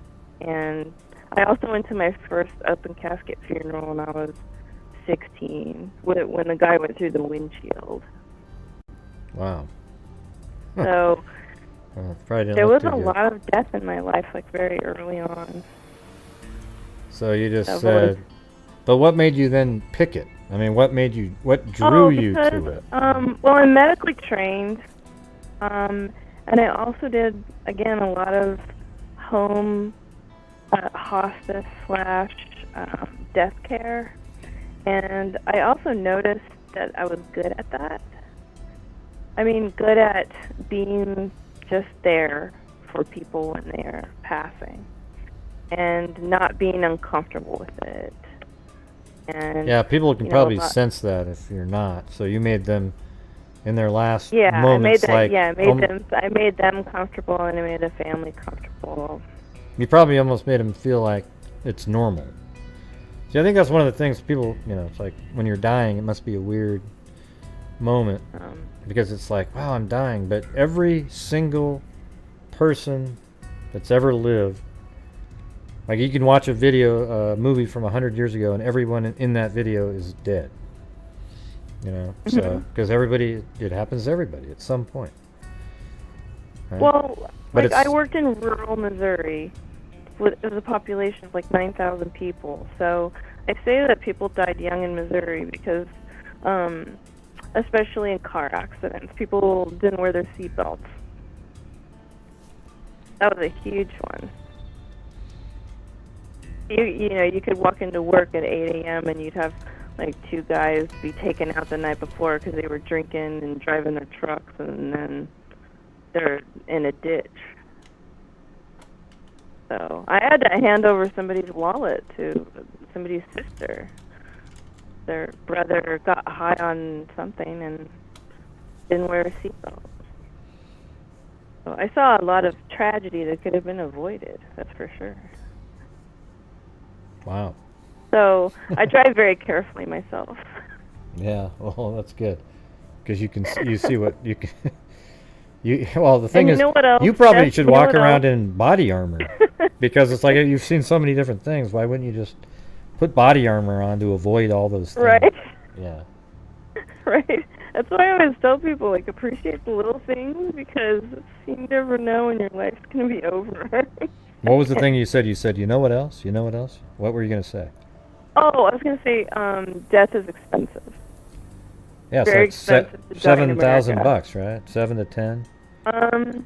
Yeah. I mean, I can't tell you how many cremains, like, you know, boxes of cremated people were just there still after years because people couldn't afford to pay to get them. Yeah. Or, you know, rental caskets. I mean, I could talk about that for hours about, you know, people can't even afford to buy a casket for themselves, so they'll rent a casket. So I was involved in that process of putting people in rental caskets and then taking them back out. Wow. So I always tell people, like, have life insurance and put everything in writing. Everything. Wow. Well, you sound like, I mean, somebody has to do what you're doing, so I'm glad. You sound like you don't mind it, so. I don't. Good for you. I really don't. I like the funeral industry. I think there needs to be more women in the funeral industry. Let me ask you this. Do you have really dark eyeshadow and long dark hair, and do you wear all black? Me? No, no. I was just wondering. 'Cause I was thinking like the Addams Family or like Elvira or something like that. No. No. I have blonde hair, blue eyes. Wow, that doesn't fit at all. Yeah. Yeah. I have a 27-year-old son. Yeah. And like I said, I've been working in the medical field for a long time, probably since I was 26. I'm 51 now. So. Your voice sounds a lot I'm also younger. a trained phlebotomist as well. Oh wow, there you go. You can draw blood. So I like the medical field. I love the medical field. I love helping people, and I'm comfortable around death and dying. What were you doing before? Were you a phlebotomist for all the years, and then you just went back to school to be a mortician? I became a phlebotomist and in the medical field when I was in my late 20s. After I gave birth to my son, I went back to school. I put myself through school. I went to night school, and I worked full time. Right. And then I got 2 degrees while he was. Well, it's cool. You went back to school. You went and that just shows you everybody. Yeah, I got my own education. Yep. I've been in school for 6 years, and yeah, I have a medical assisting degree, and then I have phlebotomy certification. And how many years do you have to go to school to be a mortician? How long? Yeah, and then I have 1 more year of mortician. So how long does it take to do mortician school? That's 2 years. Oh. Well, cool. 2 years. And then I'll have my bachelor's degree, and then after that, my dream is to be a medical legal death investigator for the medical examiner's office. Well, there you go, because that would lead right into that, right? Right. Right, exactly. Well, maybe you can sort of feed me some stuff on the side, on some cases or something. Sure, definitely. There you definitely. go. There you go. Definitely. So, yeah, my family, my family all knows what I do, and they don't think I'm morbid because I was always kind of like a weird child anyway. So, but I would love to, tell people how they can plan for a good death, as I say, because I don't think very many people in this country have what I call a good death. All right. Well, maybe some other time. All right. Well, thanks for taking my call. Yeah. Well, thanks for calling in. Appreciate it. Oh, sure. And you all have a really nice evening, okay? You too. All right. Have a good one. All right. I'll talk to you guys soon. Okay. Bye-bye. Bye.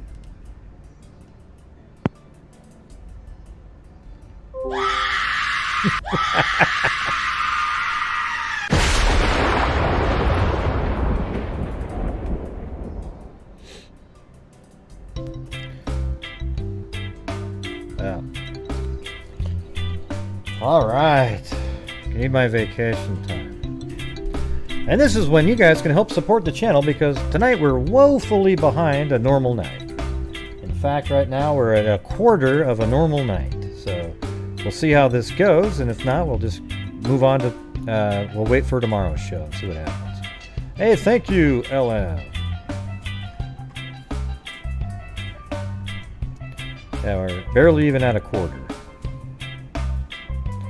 Thank you, LM. And just think of me as the tip that you would give somebody after you bought a Starbucks coffee. I think I deserve it when I do 3-hour shows every single night of the week, regardless. And you're here being entertained. You know, I'm doing shows.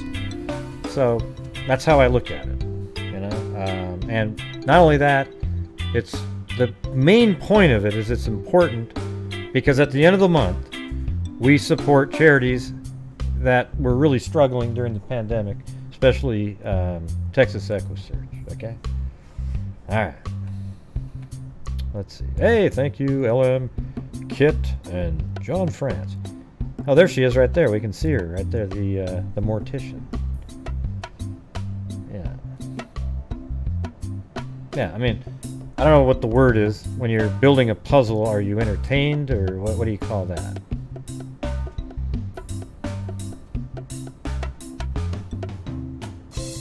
All right. Thank you, John France, Colin Pendleton, D&K Reck. We're now at 40% of a normal night. Thank you, Carolina T.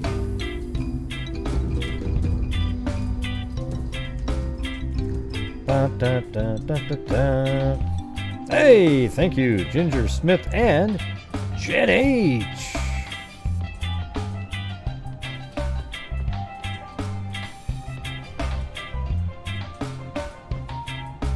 Carolina Carla. I'm your MTV. Chewbacca? I'm not singing though. I'm not. Well, I do at the end. Chewbacca if you want me to. Well, it's not really me. It's Mary Lou, but I need to go get some more tequila. You know, like tequila is always. You know, you have one shot of tequila, it feels pretty good, right? It has a different feeling than like gin or vodka or something. All right, now we are at 50%. Yep.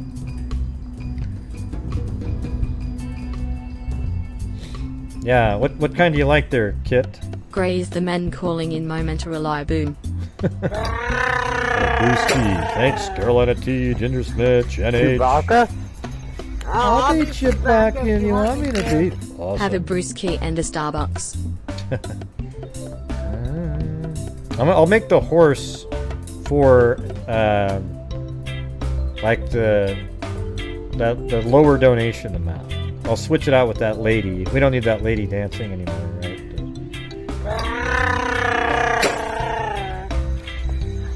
Chewbacca? I'll be Chewbacca if you want me to be. Palm tree, tropical drink, awesome show. Dun, dun, dun, dun. We've been on for an hour and 45 minutes. Thank you.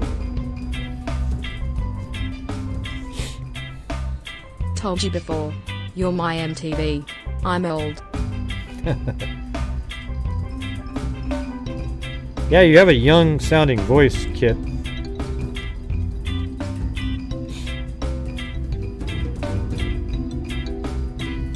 Whatever your roommate throws at you. Now at 53.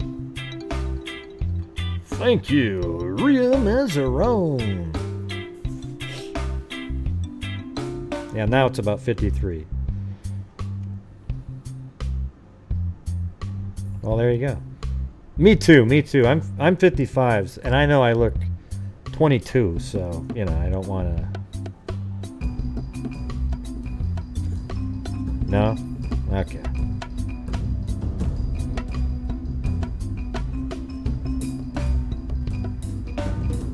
Because I felt like it, Dwight.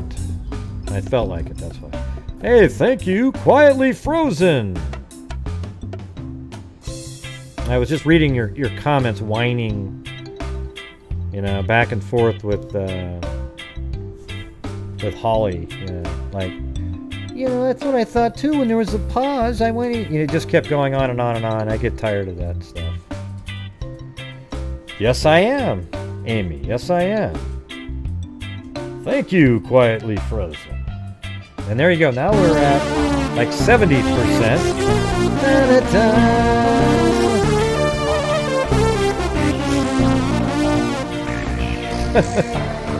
51 is the new 50. You need 30. Frappe You need with 30. 3 shots espresso. Caramel. You know what's crazy? I had a caramel frappe from McDonald's on the way home from golf because it was so hot outside. Isn't that weird? So, thank you. I didn't have 3 shots of espresso.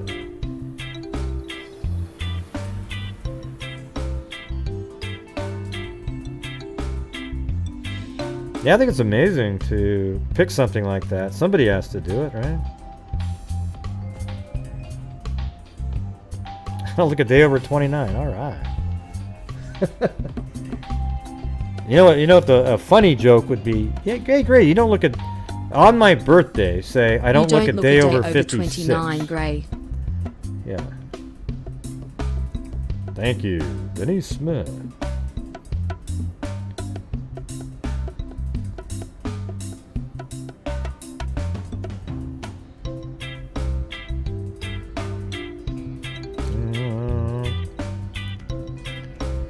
Everyone especially.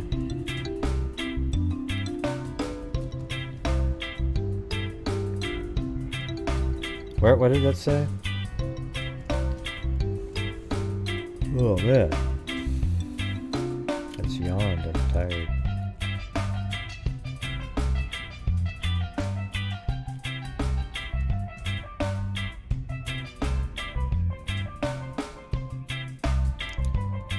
So, Holly, who are you talking to? When was the last time Kathy made a comment? I'm up there trying to read her comment, and I don't see one for like 20 minutes. Oh, there it is, way up there.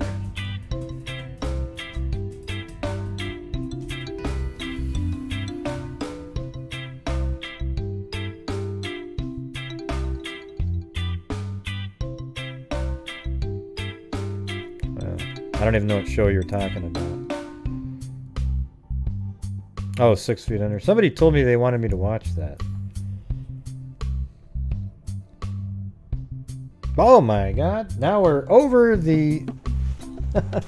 Oh, thank you, Mag. Wow. That's crazy. I don't look a day over 29, I was told. Yeah. Well, maybe you should probably watch it, Kit. Sounds like it's right up your alley.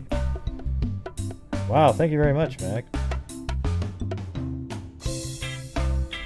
Why? How come you're crying? What happened, Mac?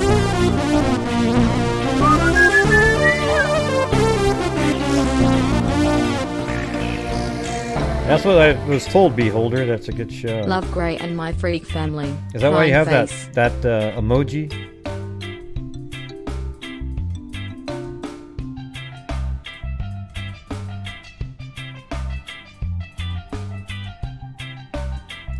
$30. Also just trust me. I get nightmares and things.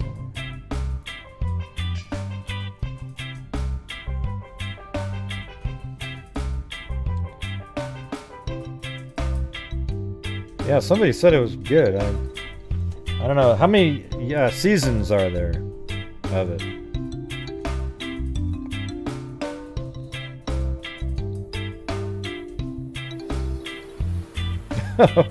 Oh, that's funny, Mag. Hey, but how's your is your Wi-Fi working tonight?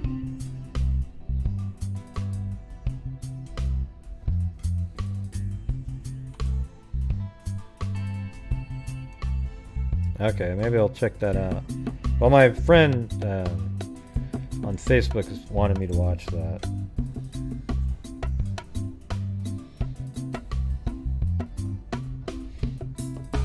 Maybe we should do like a newspapers.com, look for a cold case of some sort. Maybe I won't do the phone anymore. We'll just do a cold, we'll try to find a cold case, just randomly.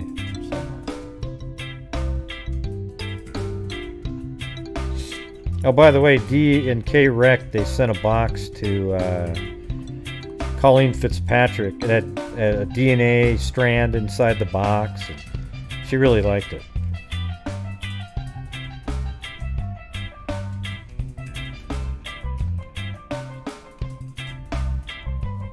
Yeah. Right now I'm watching what is it?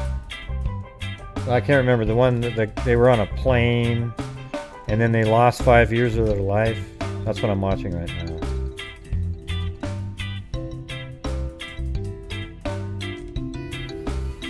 Alright, I just shut down the phone.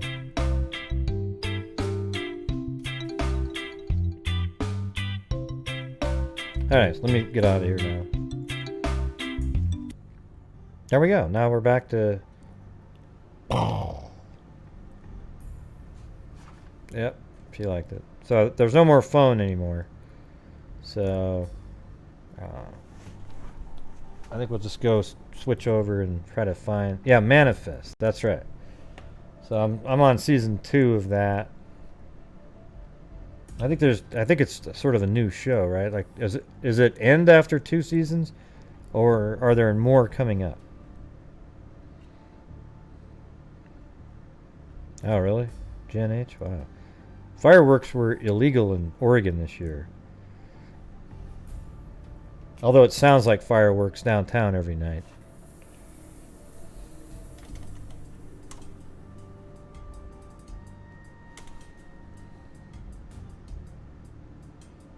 Oh, so they get it from Hulu. Okay, I do have Hulu though, so that's awesome.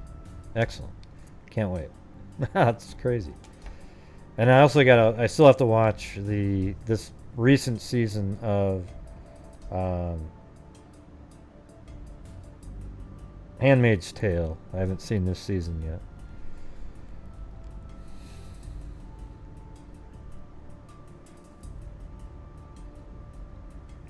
Yeah, I watched all the way up until I can't watch anymore.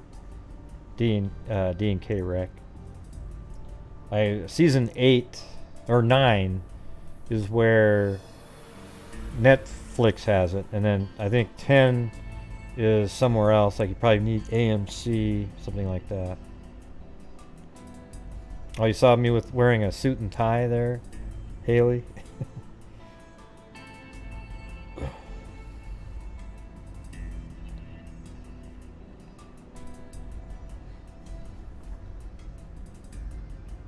Oh yeah, I watched that too, Audra, or A blank slate. I watched the first season, then I watched this season.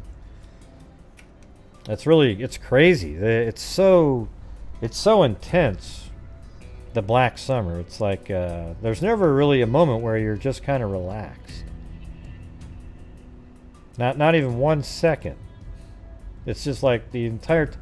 Well, here's what's weird. Go back and watch the first season of Walking Dead, and you'll see these zombies that run like Mach 10. They chase you down and everything. And then they realize, they never really explained why, but the zombies got really slow. And I think it was because it just wouldn't really work like that. Because the Black Summer If that's how the zombies were in, like, for example, The Walking Dead, they couldn't even do half the stuff that they're doing in there.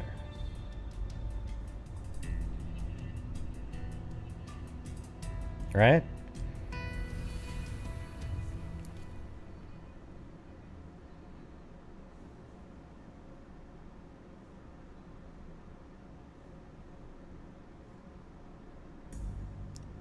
Oh, okay. So your Wi-Fi works in your car, Mag, but just not at your house. That's funny.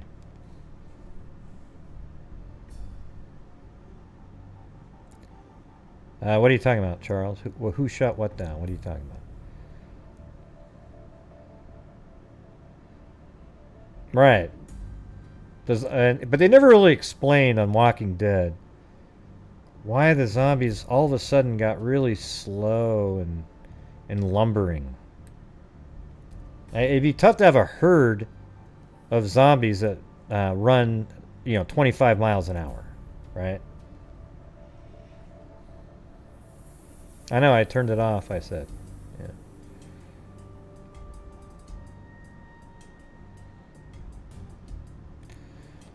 Yeah, I don't know. It was on until I said I'm turning it off, so there was a lot of time for people to call in. Sorry about that, Charles. Nah, that's not why. They never explained it.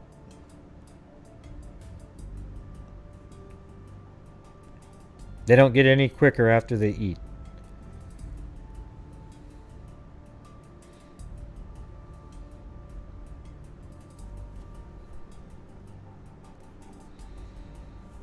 Man, think of all the souls that Michonne... Well, here's the thing, everybody. You know, on The Walking Dead, who's the one that's just the best killer of zombies? I think everybody knows the answer to that. It's Michonne, right? Why doesn't everybody just get a katana and learn how to do what she does? You could literally kill every... No, it's Michonne. She is like... She goes in there and she'll just take out 10 in 3 seconds. No, Carol isn't even close. Carol's just... She shoots like... She's better at killing people. Michonne gets that damn... Nah, the crossbow doesn't do shit. Okay? Michonne, I mean, he has to shoot one over, grab the arrow out of the head, wipe it off, put it back on again. Michonne gets her little katana out, or whatever the hell, that samurai sword. And, man, she can take out like 30 people. Why don't they just always have her get in there and just... I mean, how many bullets you would have saved? You get these other people just, like, firing machine guns. I don't know. Yeah, the thing is, Daryl he's cool and everything. And, he's good at a shot, taking out a zombie here and there. But Michonne, with that samurai sword, is absolutely unbelievable. I mean, she just... there was this one episode, I didn't even remember it, but she's walking around, she just all of a sudden gets frustrated. Because she's trying to do the whole thing where she has the 2 dead ones again. And she just goes, screw this. And just... Like they just cut to the next scene, there's like 30 dead on the ground.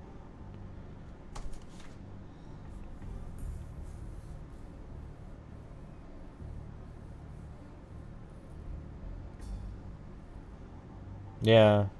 You know what? One of the things that sort of made me I didn't like was the deaths of,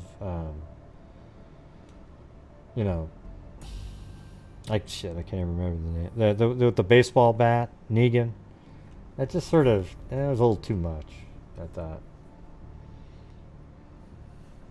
Seemed a little too gratuitous. Kind of like, hey, watch this one. We're going to bash Glenn in the head and have his eyeballs pop out of his head while he turns and says, I'll find you, to his wife. Yeah, that's just... I don't know. Yeah, I didn't like that part. They could have easily just left that out. Had them die normally somehow. It didn't really add anything.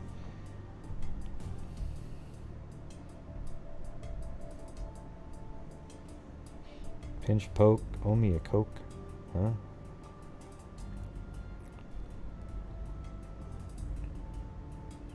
Yeah, it just kind of sucked that season. I agree with that. And it was also shitty too, with the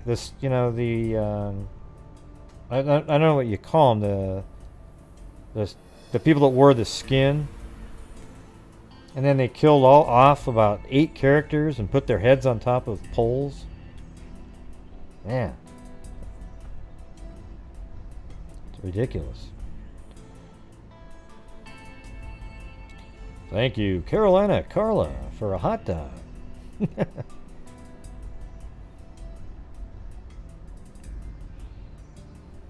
Yeah, the Whisperers. Yeah, that's what they're called. I forgot what they were called.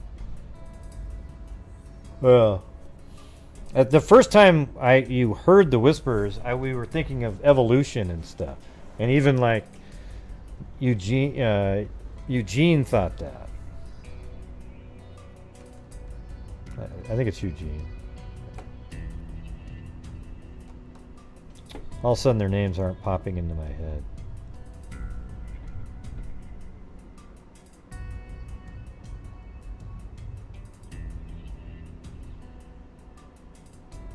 And it really sucked when they killed off the Jesus character.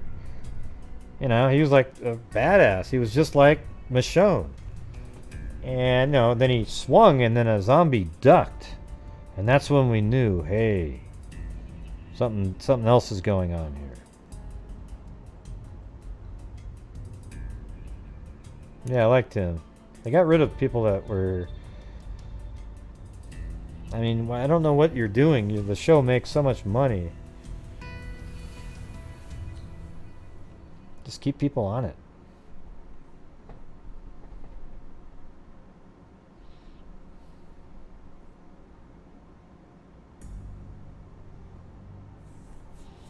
This was when the boy...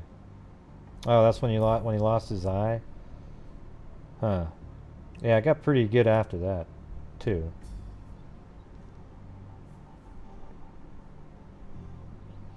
But man, I can't, the part that it bugged me was when Rick left Negan alive. There's no way, had Negan killed... See, that's why they had to have Carl die sort of as a natural death, not through any means of Negan. Because if Negan had killed Carl, no matter what Carl's wishes were, he still was going to kill... He would have killed Negan. So he kind of didn't allow Maggie and them to have the resolution that they needed.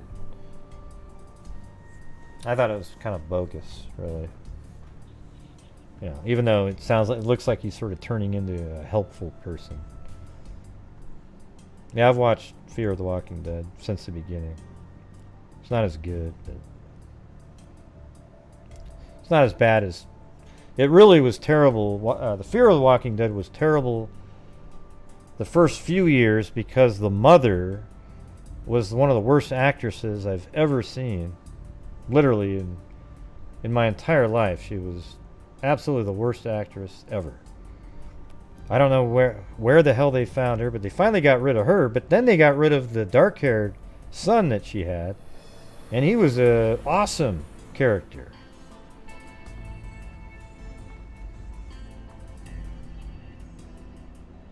Yeah, she's terrible.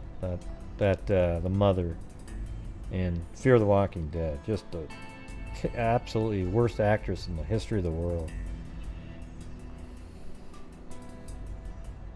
Almost like she didn't even want to be there.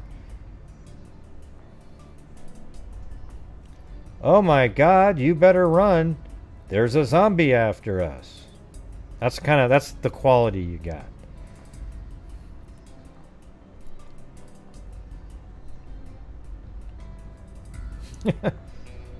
Yeah. Well, you know what the thing is, Walking Dead is really is a, at least the first 6 or 7 seasons were amazing. I can say that. Yeah, you saw that, D and K. I mean, she was just.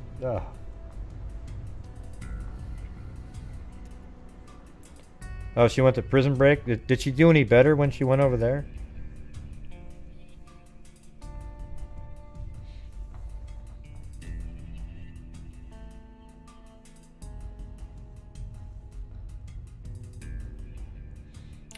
Yeah. Are you talking about the Black Summer? Yeah, the Black Summer is creepy. Because those zombies are... It's supposedly before... It's kind of what led up to the apocalypse, basically. Right at the beginning of it. Kind of when Rick was in the hospital in Walking Dead. Right around that time.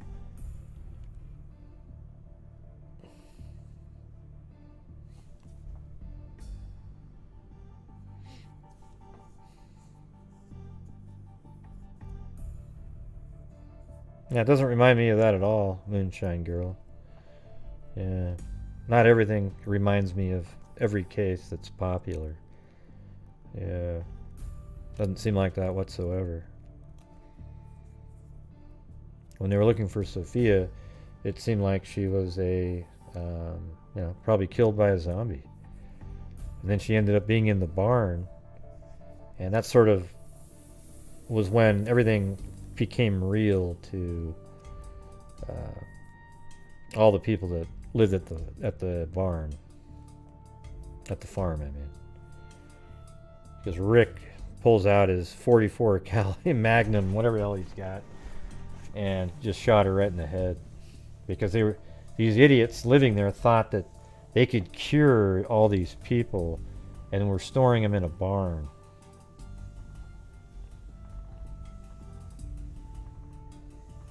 Why, Zozo?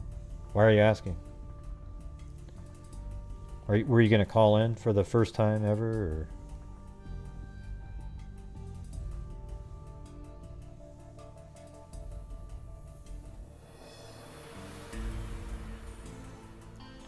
Well, I think she has a foreign accent, like Australian or British or something.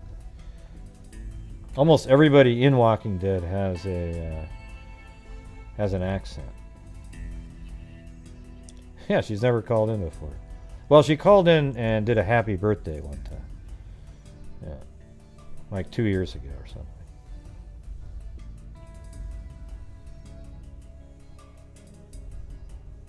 And yes, I said earlier that there's no more call-ins.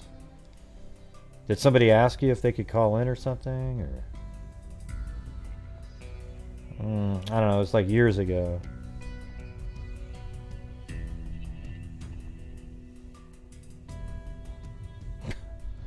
That was like 2 years ago or something, so it had nothing recent.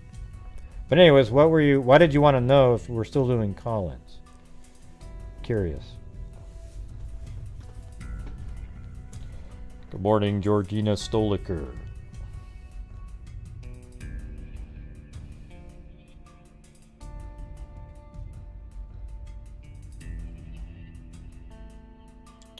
Yep, you got a lot of you are a lot of Aussies in here.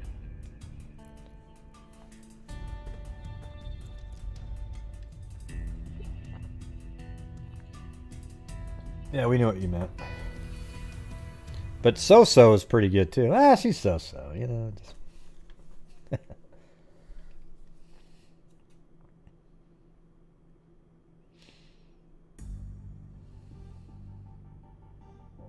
I can do one too.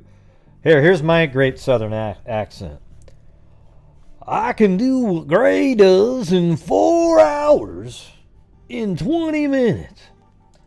I would put my 4 hours up against Gray's 400 hours. There we go. See it? You got it? All right. I knew I could do that really well.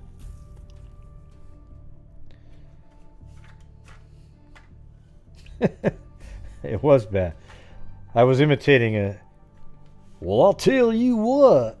I can do in 1 hour what Gray does in 400 hours on the Delphi case. Yeah. That guy? Yeah.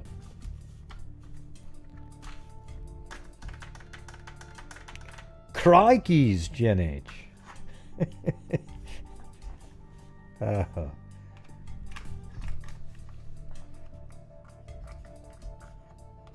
Crikeys. I got it here in 9,000, mate. That's me all you score, mate. No, it's mate. Gray, it's mate. Yeah, you know, that is, you're right. Drugged up foghorn leghorn. I like that. That's exactly right.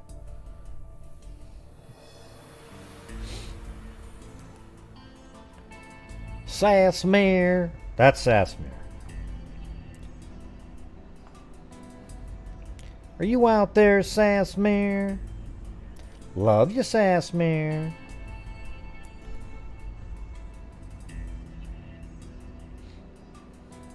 Right. But what made you want to know is why I'm asking. It almost seemed like you were bored with the topic, so you wanted us to switch back to the calls. You know anything about this new law in Delphi that anyone can request a new eyes on? Huh? I don't even know what that meant. Sorry, Georgina. Let's see.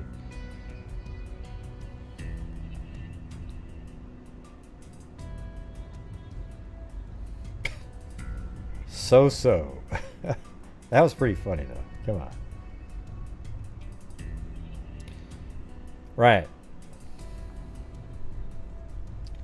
But I actually pull for y'all, unless it's Iron Bull.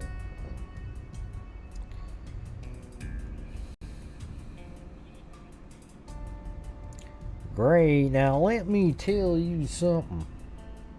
Oh, there's Beholder with the vomit face. Look at the eyeballs too. They're one's like looking one way, and then look at Beholder. I wonder if she looks like that. I don't think so. That's a zombie. Okay. No, it's a. What is that?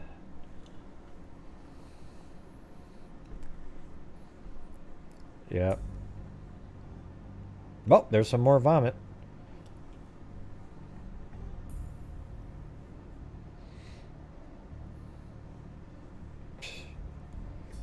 You should have typed in sa-sa, Rachel.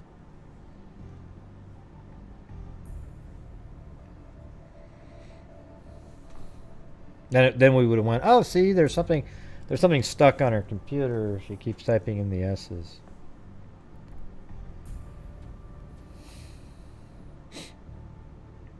I know, Denise. I know that's just an avatar. It was a joke. That's your high school yearbook photo. Oh, man. Oh, I'm sure it is.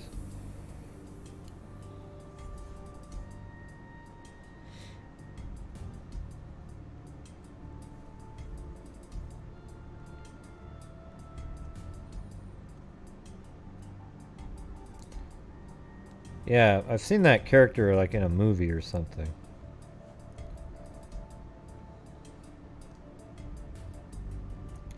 Yep, that's right. Denise. Let me guess, are you one of those people that when somebody asks a mundane question, you actually answer, or a rhetorical question, you know, then you actually answer it? You know? Like, oh man, God, why did it have to rain today? Well, Gray, given the amount of cumulus stratus clouds and the formation of stratus clouds combining and hitting each other, it forced the, yeah. Okay, yeah, I didn't really need that. I was just really kind of, you know, upset that it was raining today. Well, you asked how come it was raining today. Yeah, Gray, why'd you ask that? Why'd you ask why it was raining then? She didn't. I did. Oh, I thought you said she did. No, I said, oh, forget it. Gee, Gray, I was just trying to make conversation. Gee.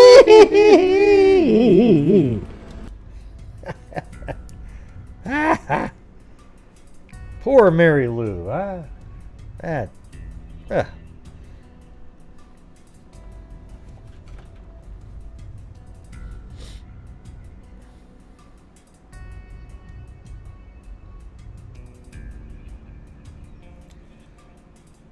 Let's see. Hey, do you guys want to hear something just totally randomly interesting? I just thought of it just now, and there's absolutely no rhyme or reason or logic of why it popped into my head.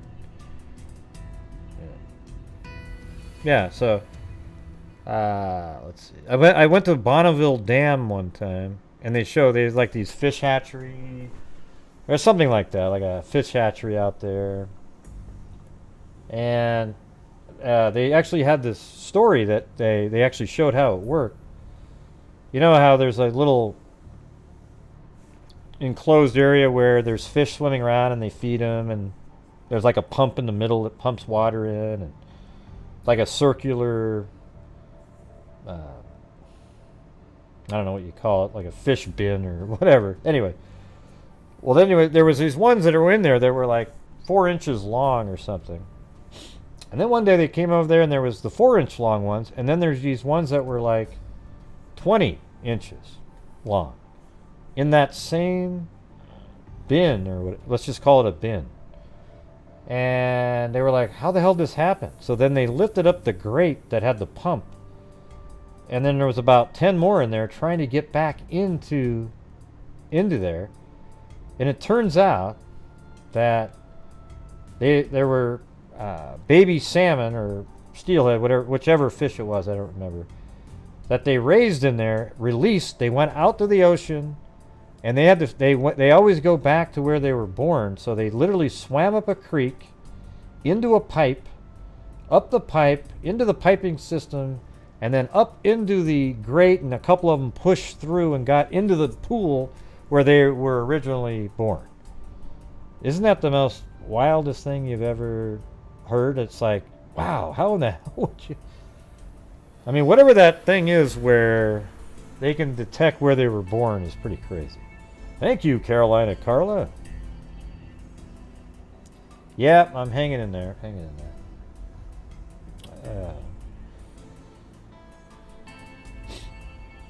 Yeah, I think that is pretty ridiculous. Like, man, what are the odds of that?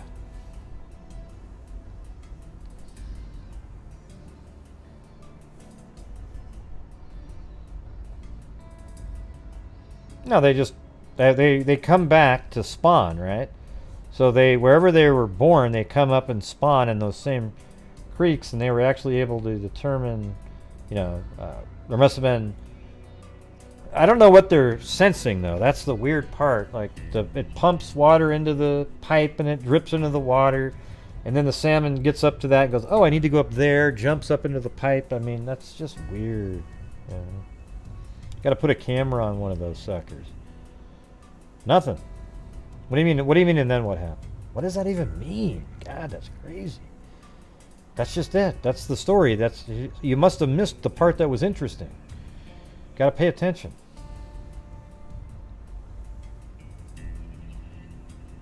Oh, then we knocked him over the head and had him for dinner.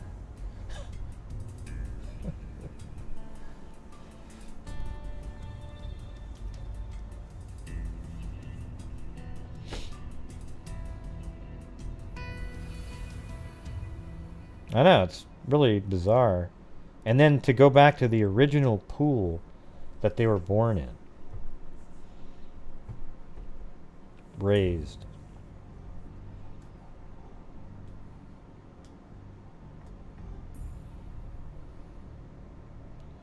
Yeah. So then the 20 inchers went in there, and the guys that worked there said, wow, these are cool. Took him out, clubbed him in the head, and 2 hours later added some lemon and some butter and had a nice meal. Okay? Gosh, Gray, that's so mean to do to the little fish. Gee! Well, fish taste good and people eat them. Then why couldn't they let it go back in the water, Gray? Gee! Are you going to say G again? No. Gee. I mean... Oh, there you tried. You tried.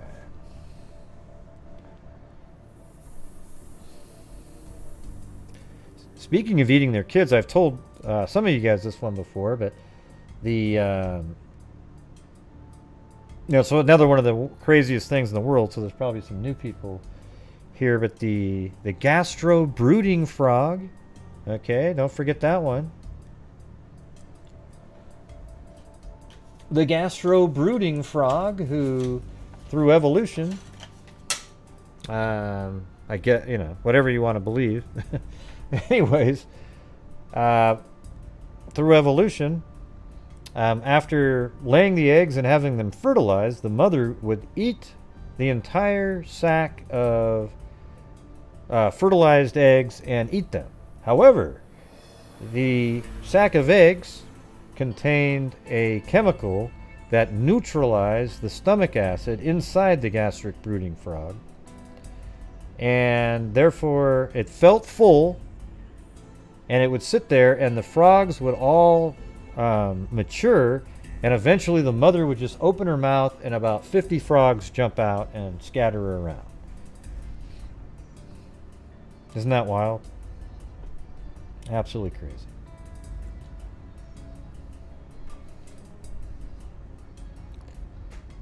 So it's pretty wild that that you would have a chemical that, it's just it's really, it's actually extinct, that frog, but it was still around. Seems like in the 19th century anyway. And they're actually trying to bring it back, almost like they did on Jurassic Park. Yeah, the whole thing with frogs, they're a tadpole, swimming around, eating stuff. Oh, and then one day they grow arms and that little tail goes away.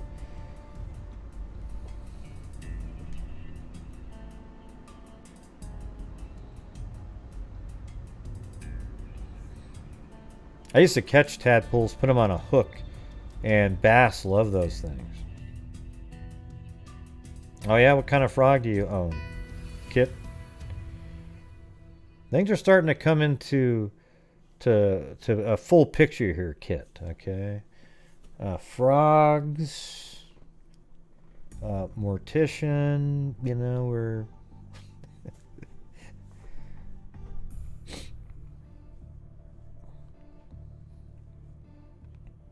oh, I've seen that, the holder.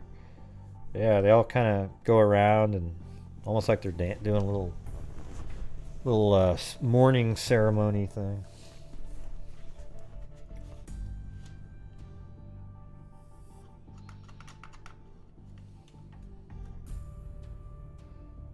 Oh, you guys, when I was in a fraternity, believe it or not, we went down to the chapter room, and I looked over on a bench, and all of a sudden, we looked over there and I go, oh, look at that. There's a fake tarantula over there. It was a Mexican red-legged tarantula. And then it actually started walking around. And it was crazy. Then I caught it, put it in a bucket, and...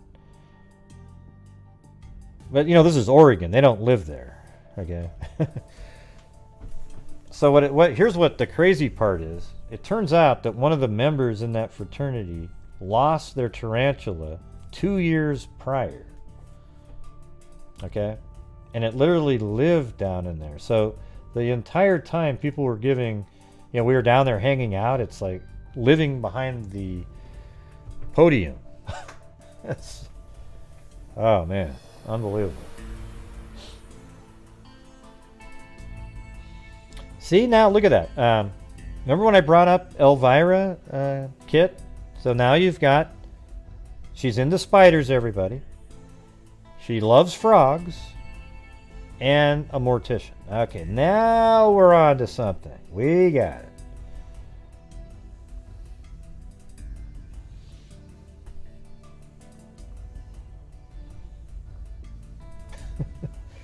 Oh yeah.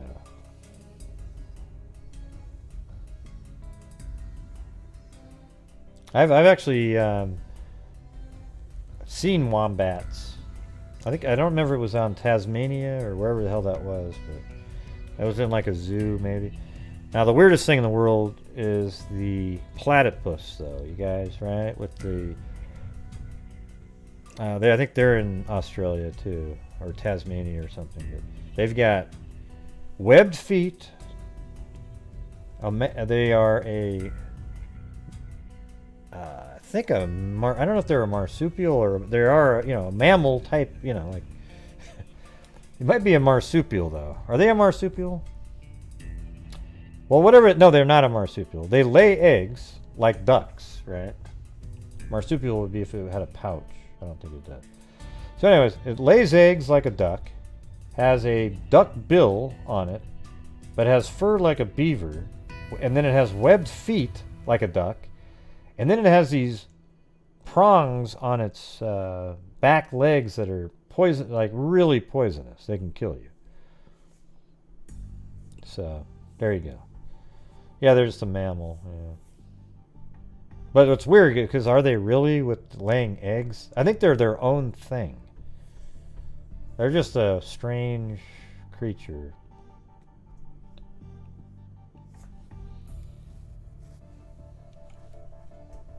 Yeah, how come everybody's typing in platypus? I said that.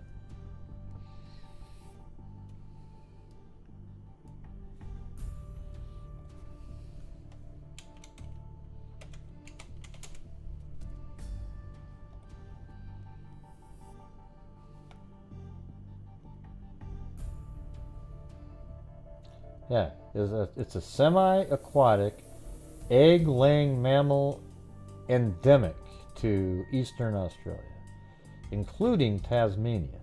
That's what I thought. The platypus is the sole living representative of its family. See, that's what I'm saying. Even though it's a mammal, that's it. There isn't another thing like it in the entire planet, on the planet.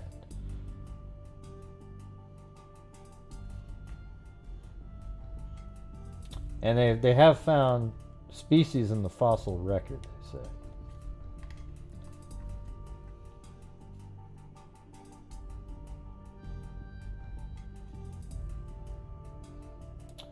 Oh yeah, they did say that the echidna is one of the 5 extant species of monotremes, the only mammals that lay eggs. So I guess the echidna lays eggs too. Instead of giving birth to live young, they're all native to Australasia. Interesting. I guess the echidna does too then.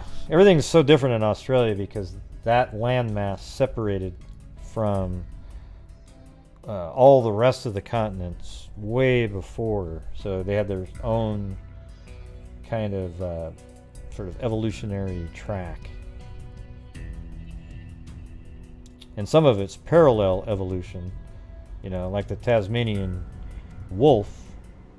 It looks like, you know, it kind of looks like a wolf, but it's different, but some of it's similar, and that's what they say. It's like parallel evolution, like maybe a dolphin and a shark.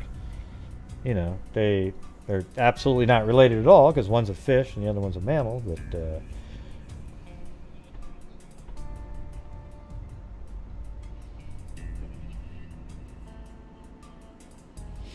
yeah, bats are kind of weird, aren't they? How did that even happen?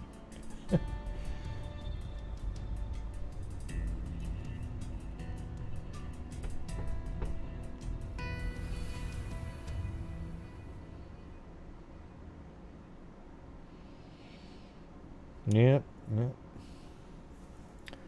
Alright, I'm going to go use the facilities here, but then I'm going to come back. Maybe we'll try one attempt to try to find some random old chihuahuas with wings. Yeah, they do kind of look like that. Oi, oi, oi! Oi, oi, oi! That's when Australians, when they're cheering for themselves, that's what they do. Thank you, Kevin Brown.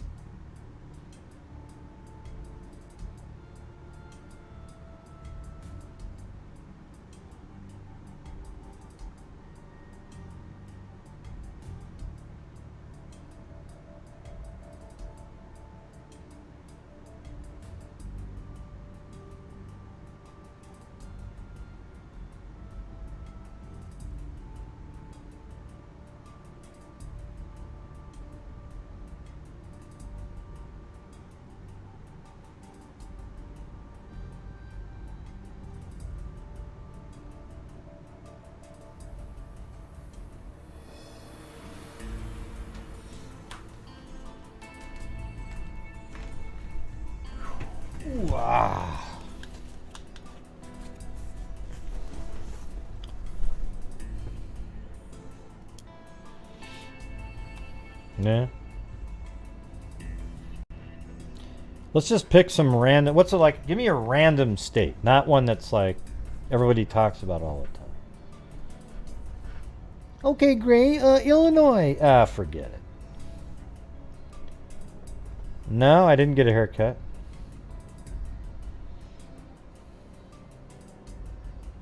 Did you? Ah, man. All three. There's no random ones. Let me. I'll just pick one. Okay, we'll look at the map and we'll just go right there. Hey, South Dakota, huh? Yeah, you guys just brought up ones we've talked about 1,000 times. Yeah. All right, let's see. I'm gonna go to South Dakota. Look at maps. Look at maps.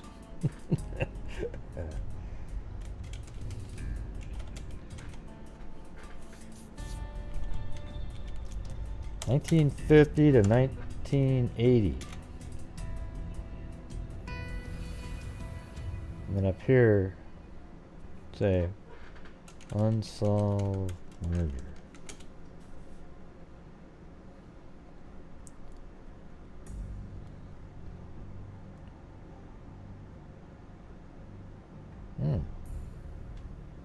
Maybe they'll list one on here. Let's see what they got. The exact number of unsolved murder cases in Salem and Marion County depends on who you talk to. Salem officially lists 7 unsolved slayings, but a check of old newspaper files, hey, that's what we're doing, showed that 8 Salem cases remain unsolved. Sheriff James Heenan said the county has only 2 unsolved murder cases. Newspaper files, however, indicate that there are 4. The most recent of Salem's unsolved slayings are the stabbing deaths of Henry and Ann Peterson, whose bodies were found April 3rd in their Salem apartment. Authorities believe the motive for the double slaying was robbery. Another 1978 case that remains unsolved is the slaying of Otto Kutch, a transient who died as a result of a head and chest injuries. Kutch's body was found February 9th in an alley in downtown Salem. So there must be a Salem, South Dakota, I guess. Is that a real thing?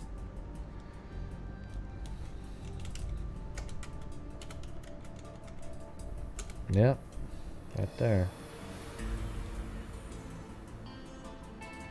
Wow, there's murders in that town? It's like 9 people live there.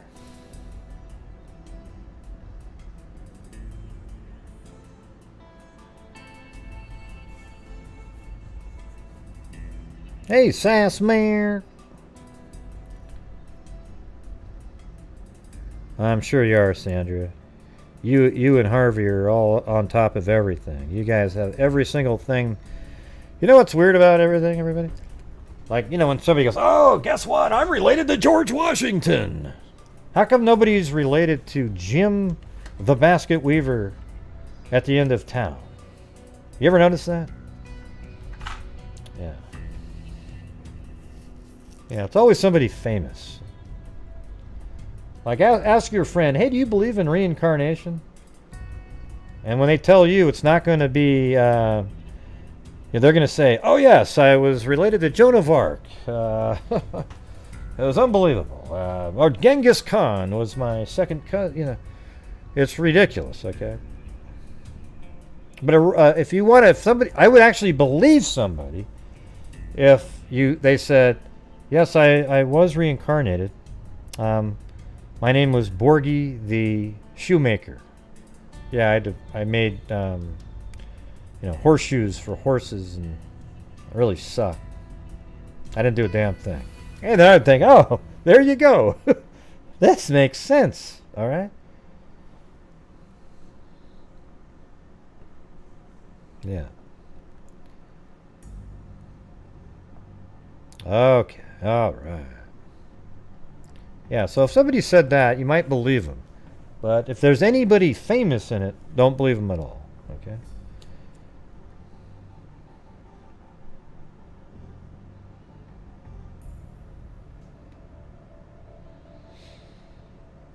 Let me see. 1946 case of Alexander Thompson, a transient who was found beaten near the Willamette River. They have a Willamette River in South Dakota too? Are you kidding me? God, what are the odds of that? We have a Salem, Oregon, and the Willamette River. This can't be real. I mean,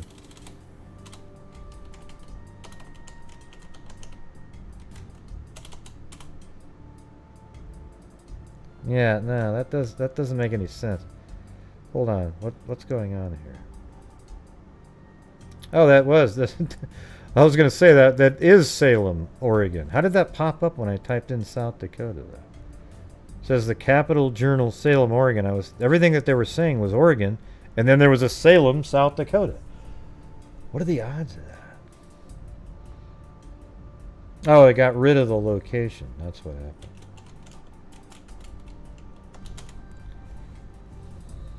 Well, it's good to know that there's some cases in Oregon that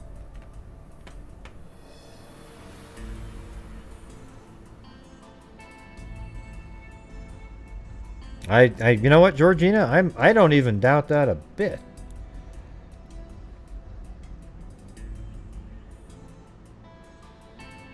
Who killed old Tom Fryatt? And this is 1963. 7 years ago, tomorrow, Ed Curtin, or let me see what's ever happened to that guy. That's still murder of Tom Fryatt.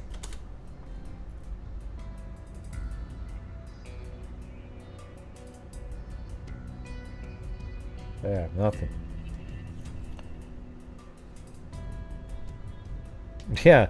As soon as I said Willamette River, though, I went, no, there isn't another one of those. And it's not Willamette either. It's Willamette, okay? And it's not Argonne. It's not Oregon. It's Oregon. Okay? Oregon. You guys got that? Like O-R-I-G-U-N, but kind of like a Oregon. Eh? It's not argon. That's an actual element. Okay.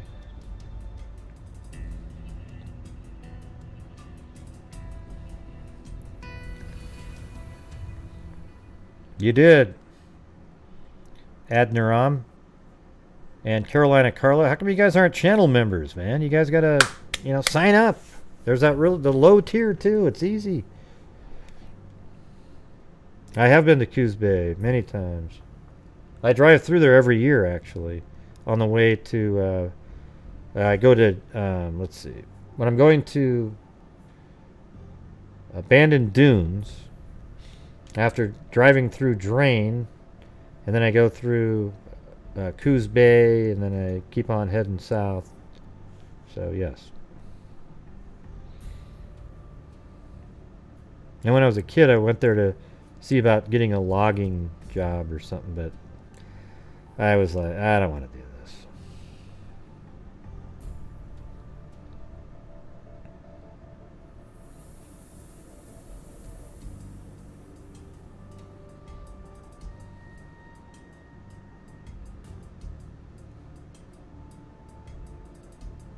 Well, good, Aaron. You should, that makes sense.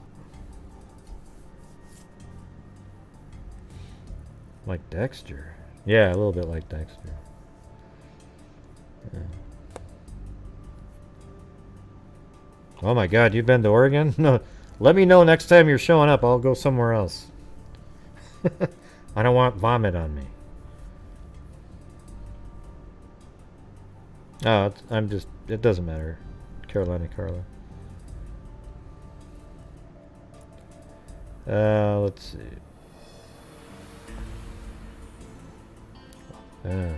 Really? Why do you stay in Coos Bay, quietly frozen?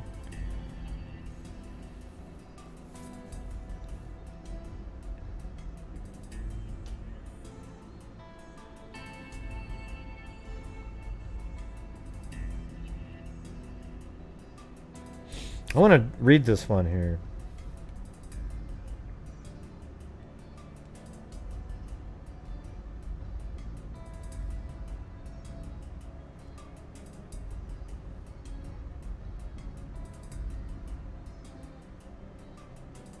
Oh, yeah? I've been to Astoria a few times. Yeah, Crater Lake's pretty cool. I've done flybys on Crater Lake.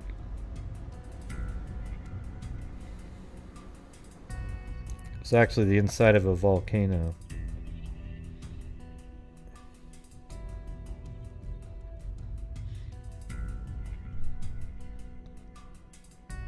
Oh. All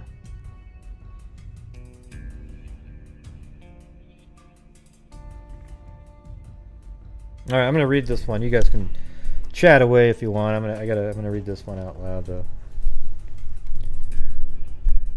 7 years ago tomorrow, Ed Curtin of Scenic walked into a one-room shack in his hometown to see a friend named Tom Fryatt.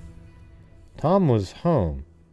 He lay dead on the floor of his small cabin in a pool of blood, mercilessly beaten about the head with a blunt instrument.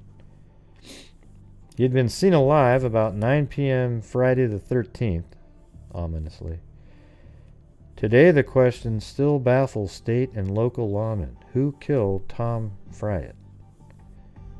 Pennington County Sheriff Glenn Best says his deputies and state agents have traced 600 to 700 different leads in a diligent effort to clear up the state's most perplexing unsolved murder. We've exhausted everything in the way of information, the sheriff said, but whenever any new lead turns up, we drop everything else and go after it. Displaying a file folder 3 to 4 inches thick, Best says it's still number one on our list. Auto theft or what have you, anything gets delayed slightly when something new turns up in the case. Hey, alright, Carolina Carla, use the emojis. Fryatt was owner and operator of the Agate Shop, the only real tourist attraction in aged... Okay, so Fryatt was the owner of an operator of an Agate Shop. The only real tourist attraction in aged Scenic. So this is Scenic. It's actually a town called Scenic, South Dakota. I'm going to have to see if I can find that one.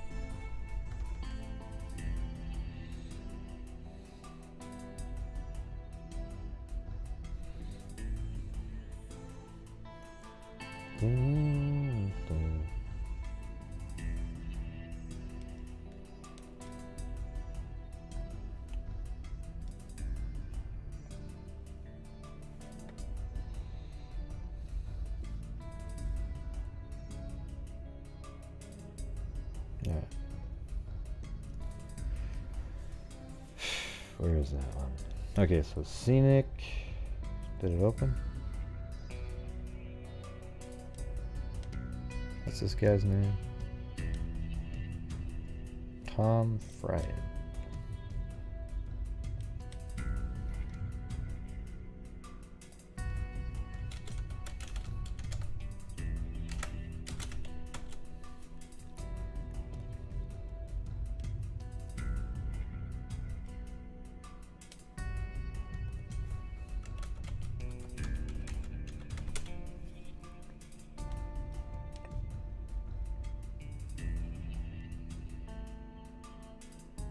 That's it? Look at that tiny... A murder in this town. Wow, you gotta be kidding me.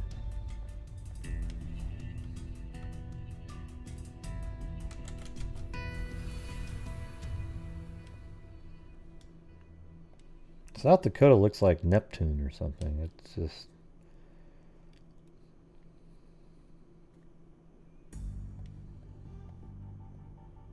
God, hell, wouldn't that... God, look at this. Look at this. This is like cowboy days. They just left it there. That's crazy. Wow. Longhorn something or other. Got those little facades on there. Well, it looks like it's like 50 people. And look at this. This has to be for sightseeing. That's definitely like right out of a movie right there, right? I mean, that's a hostel. Hey, there you go, hostel. H-O-S-T-E-L, D-N-K Reck, right there. What are the odds that that showed up on a building? There, you almost have to zoom in on that sucker right there. Look.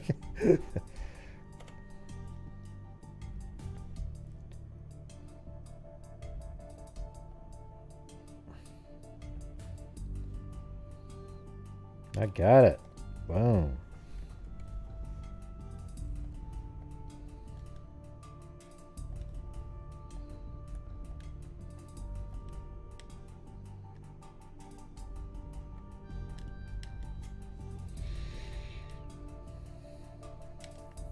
Yeah. I bet you the population's 20.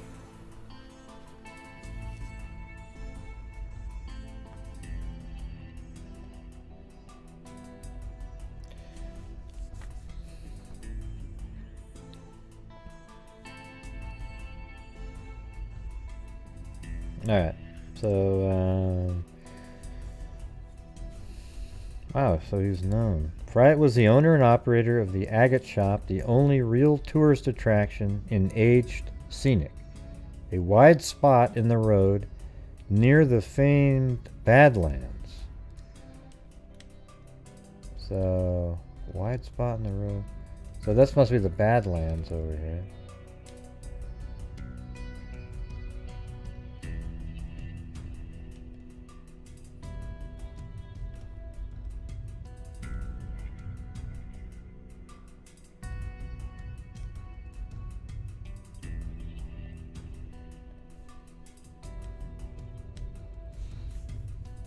His establishment was a souvenir and lapidary shop, and he was a jeweler by trade. He collected and sold fossil and mineral specimens from the wastelands around the small community, which now has a population of about 75 back then.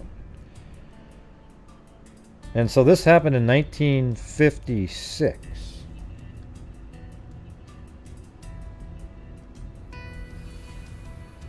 So none of us were born yet, right? Say no, say no.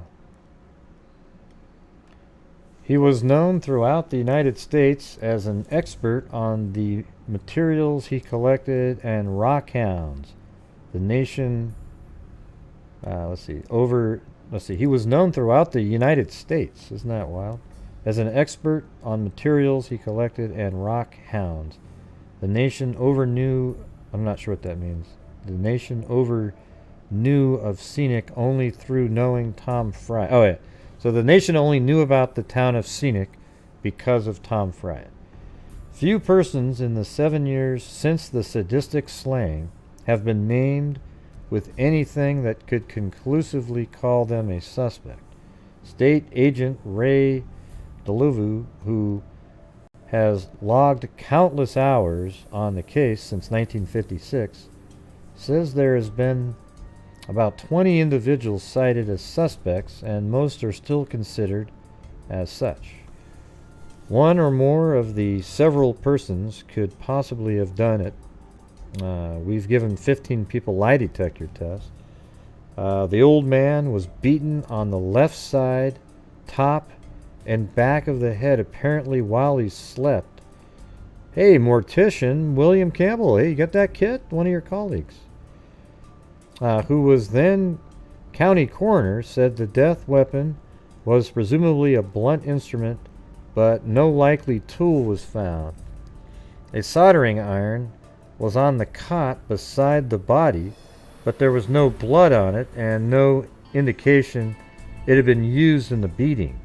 Friends said Fryatt sometimes took the iron to bed with him as protection. Wow. An autopsy later determined death was probably caused by strangulation.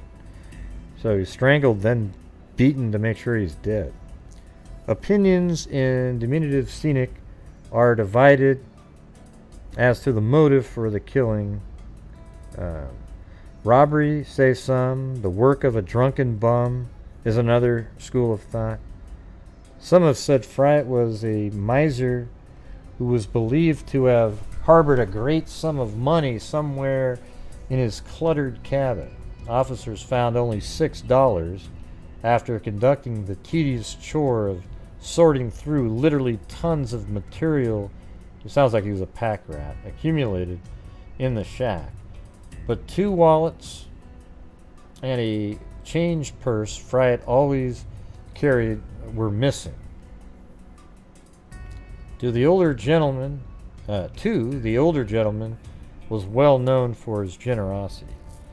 Tom trusted anyone, a townsman said. He had an extra bed in his cabin, and anyone, even strangers, were welcome to sleep there if they had no other place to go. He'd give them a bed and feed them. Did someone ask old Tom Friat for a night's lodging and then kill him? In search for money the murderer believed might be hidden in the cabin? Was it a drunken bum who became infuriated at his benefactor and killed him? What kind of mind does it take to hit an 81-year-old man on the head 9 times and then cause his death by strangulation? I wonder if it could have been the other way around. Those questions still plague county lawmen. A total of 6 Pennington County deputies, various state agents, men from sheriff's offices and counties all over the state, as well as from other states, have all made an attempt at solving the mystery. At the time of the murder, acquaintances both in Scenic and Rapid City characterized Friat as a warm-hearted old man who hadn't an enemy in the world. He had been a homesteader on Quinn Table, and after 30 years in Scenic, knew the Badlands and surrounding area better than any other living person.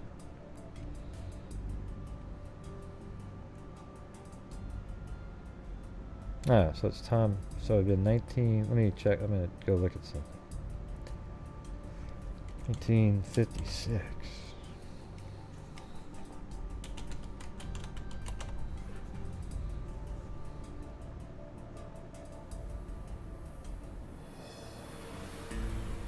Yeah.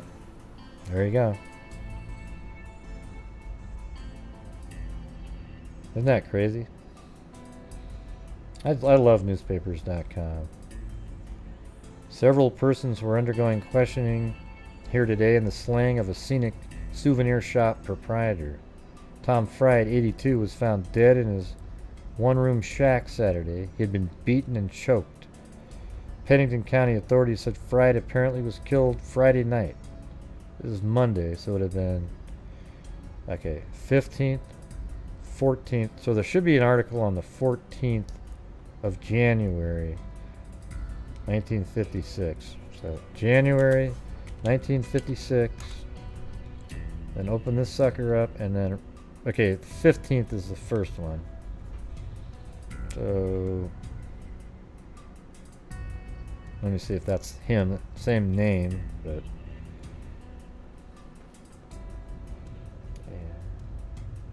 Friat was familiar with South Dakota. Yeah, that's him. Yeah, so this is an article. This is the original articles that came out. Oh, look at this. Shit. Holy crap, man. Holy Jesus. They actually have the pictures in here. This is wild. See, this is what I love right here. Right here. See, I'm going to have to turn this one into a Nefarious video. This is wild. Look at that. That's him right there. Whacked his leg. And he was beaten. That's him.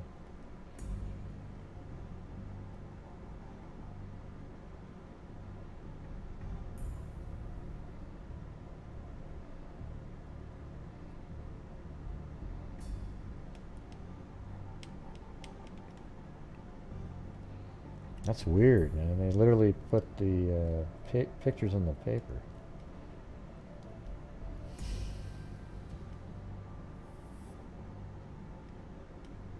And you can kind of see what his cabin looked like inside.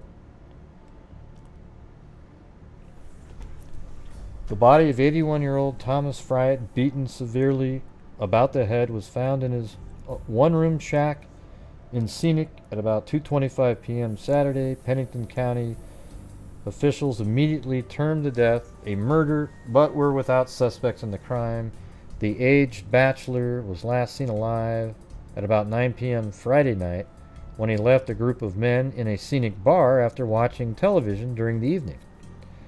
His body was discovered by a friend, Ed Curtin, who went to Fryatt's house to deliver a watch for repair. Fryatt was the proprietor of the Agate Shop, a souvenir and lapidary shop.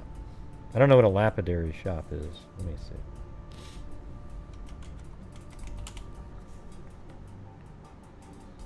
No, stones. Okay. That's what he said. Okay. Let's see. The old man was beaten on the left side, top and back of his head, apparently while he slept. The body was lying partially on the old man's cot, propped against a sewing machine. A soldering iron was on the cot beside him, but there was no blood on it and no indication. So he probably had it. He was going to try to defend himself with it, and that just didn't work out. That's the cot over there, I think. Although it looks kind of different. Wait. No, wait. See that hat right there? That's right here. So he's over here in this shot right there. Well, no, he should be on the ground, right? Do they move things around?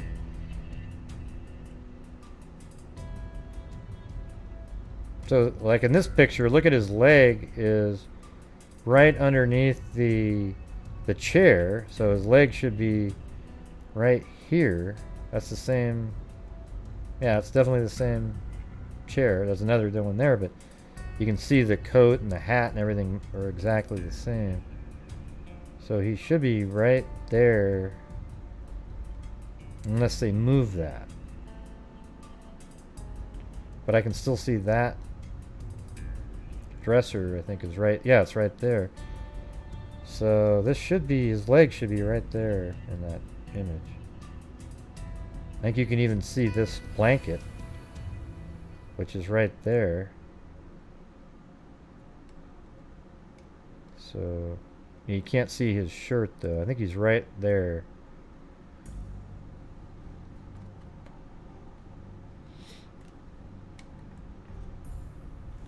A large pool of uncoagulated blood spread over the floor under the body, and Coroner Campbell said when he arrived there were still some natural warmth of the blood. Fryatt was clad in 2 wool shirts, a neckerchief, long underwear, and socks. His trousers, coat, and hat were draped over a chair near the bed. The victim apparently put up little struggle against his attacker. A small amount of blood soaked clothing at the head of the bed and the pillow. His spectacles were undisturbed on the corner of the sewing machine beside his head. Robert, okay, so is that this sewing machine? Is that, oh, is that his glasses right there? I think I can see him. Is that what these are? Folded up glasses? I don't know.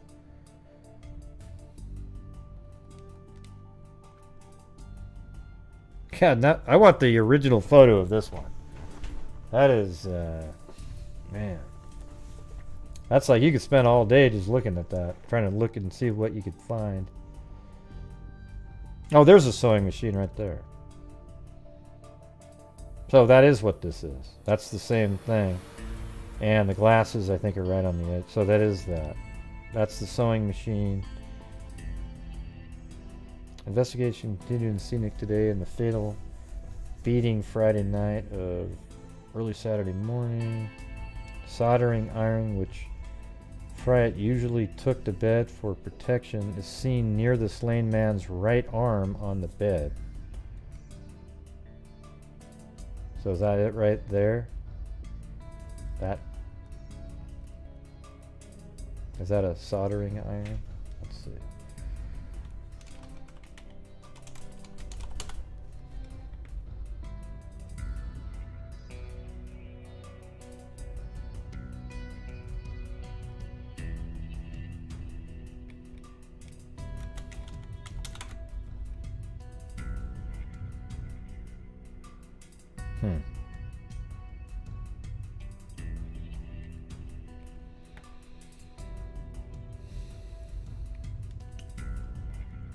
Wow. Besides the cot where he was sleeping, Fright's cabin had another bunk which had been recently slept in. Oh man, what if there was a guy that he let sleep in the house? Acquaintances said Fright often invited cronies to spend the night. Curtin, the neighbor who discovered the body, said he went to the Fright's shack at about 2:25 Saturday to deliver a watch given to him by Mrs. Walter Bloom of Scenic for repair.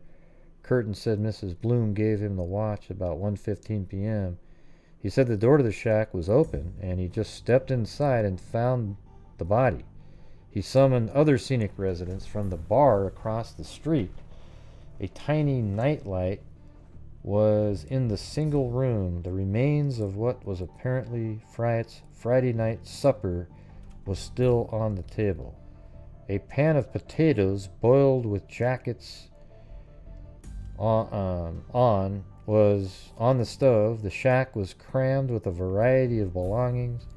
2 well-fed cats waited outside the door. Or I gotta save some of this shit. This is crazy.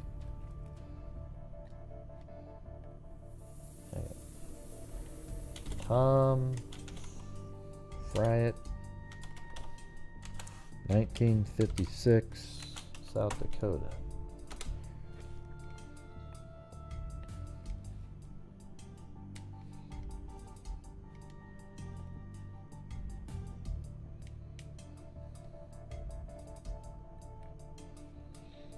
Alright, I'm gonna go look at another article. I just think these are so fascinating. So on the 16th, there was this article. I mean, don't you guys think it's amazing when they have those photos like that in there? 19th.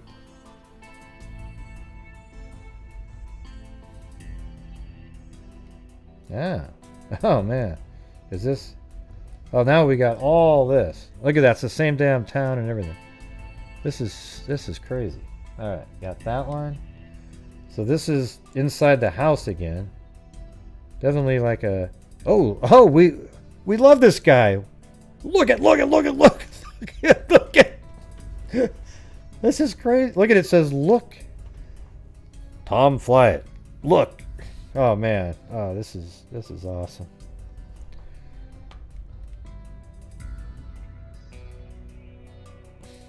Now let's go back into that town then.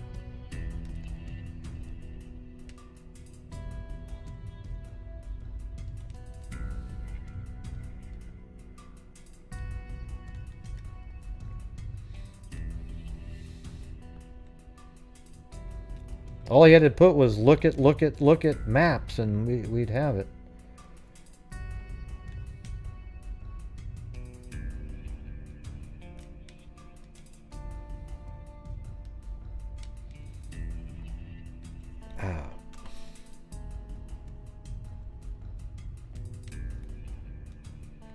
How random is that to find something so cool like this? Just, you know, I mean, South Dakota? Are you kidding me?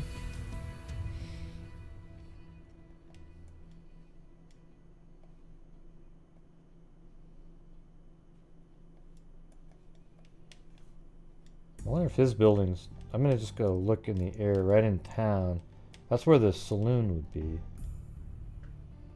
I wonder if it's like this one or something. Let me see. I bet from right there you could.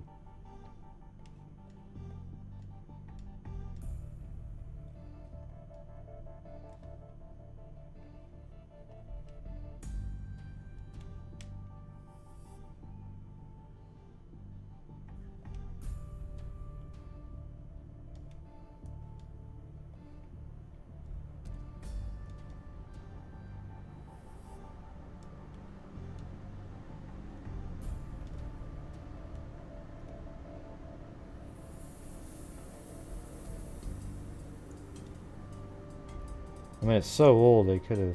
I wonder if it's this last one.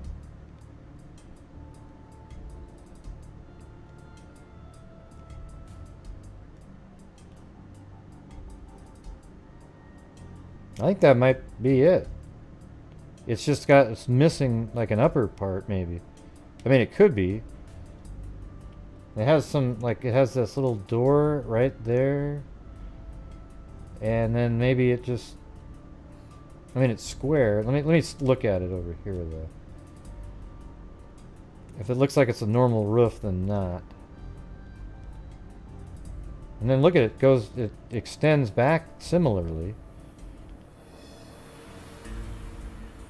It's pretty close.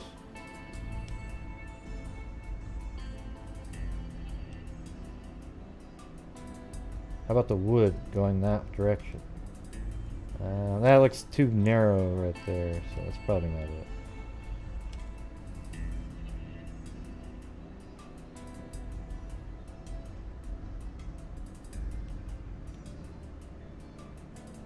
Yeah, remember there was a saloon across the street, it said.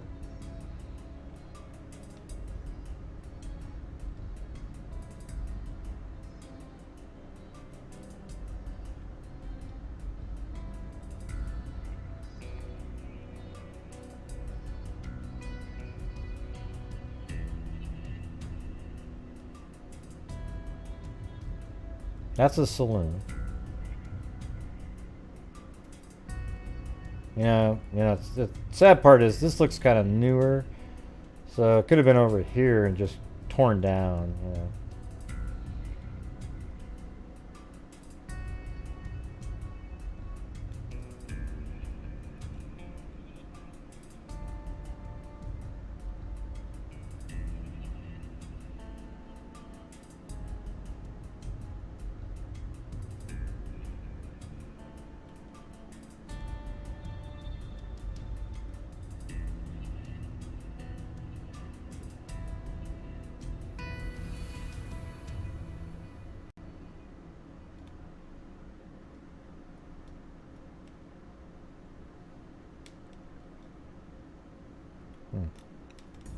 Let me see what happens if I go to Google Earth and go back to, that was 91. Anything change much here? Let's see. Not really. But 91's still 40 years late,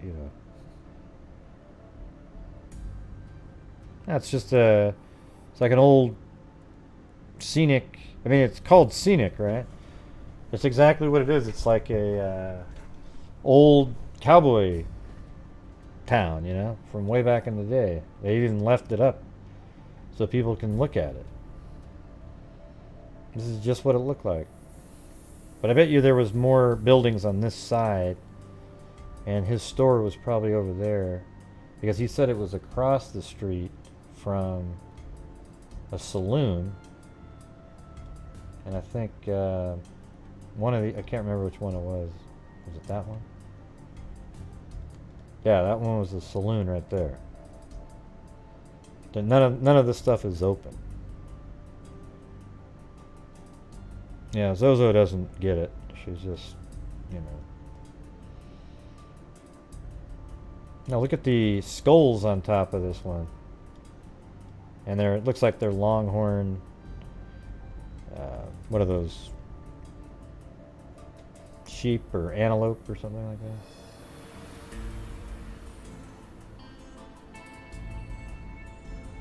that. Yeah, we have towns like this. ghost towns, and they leave them that way so people can go check it out. Yeah, you guys don't have stuff like that.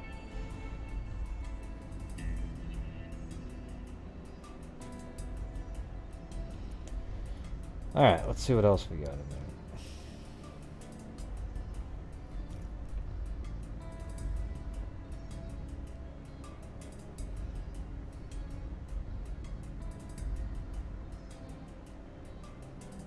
Now this is a big article on this one.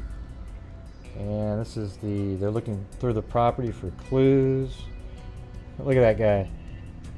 Got the leather coat on, slicked back. He's like the Fonz, you know. Hey.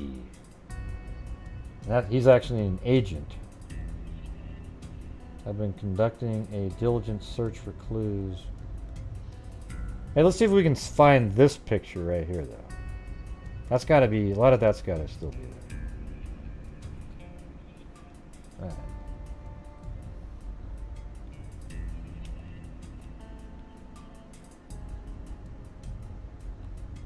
I'm just going to start at this end over here.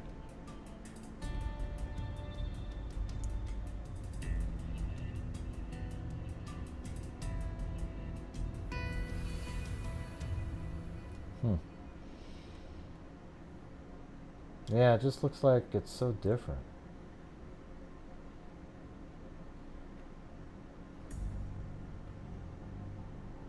And of course they're not going to give you an address, right? Because why would you need to? It's the bar guy. And I don't see this long stretch of buildings right here. Let me go over to here. Let me go right to the end.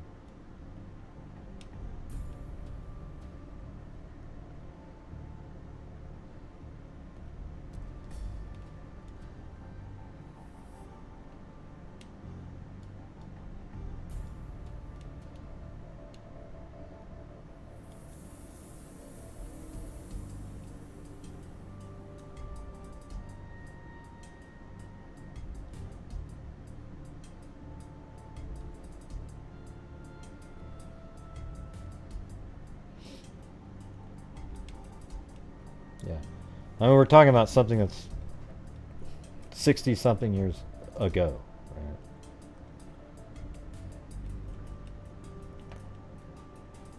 right? I don't really see any of that in there. Well, is this Main Street? Probably.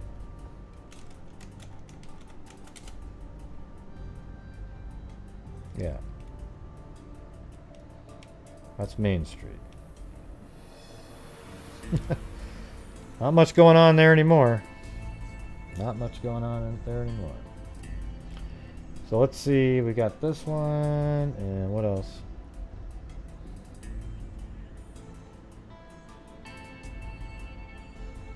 Yeah, why not? Well, I just randomly stumbled upon it.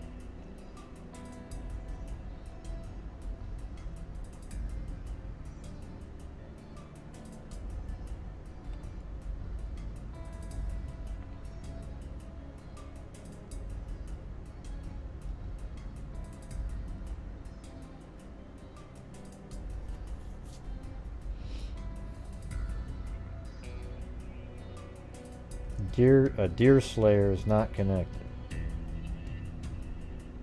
The mystery of the body of a deer found alongside the highway 40 west of Creston on the road between Rapid City and Scenic has been solved. So it wasn't related.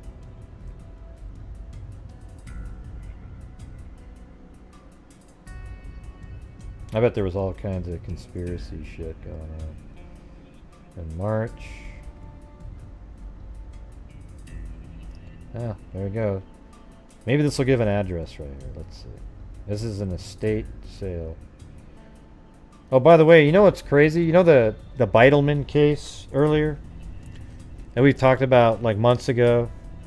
That's the guy we had the interview with the husband, and he was just crazy as hell on the show. It was so wild, I could not find... let me show you this one. I thought it was kind of a neat... It'll never show up anywhere, so I thought I'd show you guys.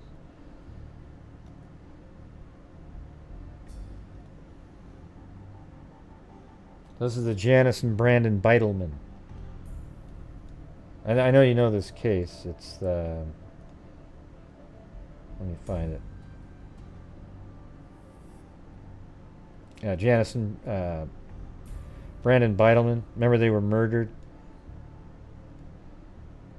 Right there.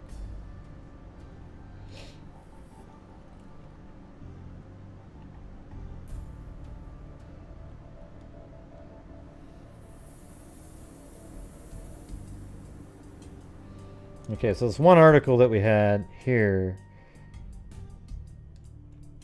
and then one of the parts in the timeline is, I think it's right here. Where is it? Jeanette Beidleman. So Janice and Diane decide to take the baby to visit his grandmother, Jeanette Beidleman, who lives in the Village Green Apartments. Okay, well, when you go to...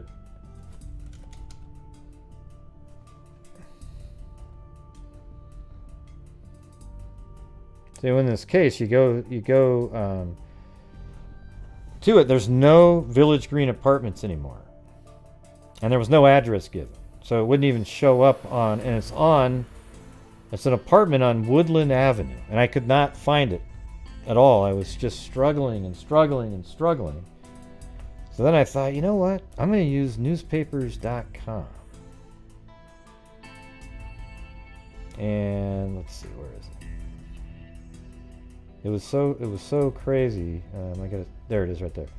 I had looked it up, the apartments, and look at this. It was awesome. Apartments for sale by sealed bid. This murder was 81. This is from 1982, and it said Village Green Apartments, 1970, Woodland Avenue, Columbus, Ohio. And they were selling this massive... It must have gone into foreclosure or something. And then I was able to say, okay, it's right here. So it's this area here. So I don't know the exact unit, but at least I know now that after being at Diane's house, then they went over to Jeanette Beidleman's house, which is right around in this area right here. So anyways, I thought that was a pretty cool find, you know. It just shows you that if you keep trying, you might be able to find something out in newspapers.com.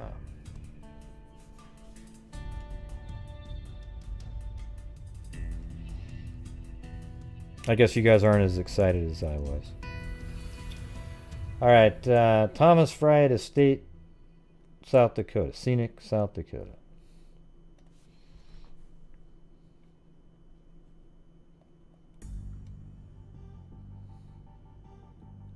Because I like to have all the little bits of information. Nah, she didn't, Zozo. You're wrong. Their mother had absolutely nothing. She got murdered. What the hell are you talking about?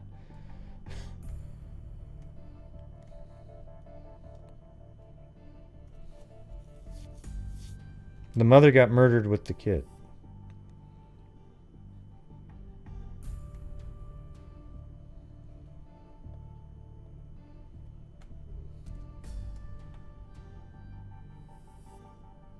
No, her mom didn't have anything to do with it. That's ludicrous. My God, jeez. Why would Janice's mom kill her? That makes no sense. Whenever there was screaming, the car, there was even like, never mind. Let's see.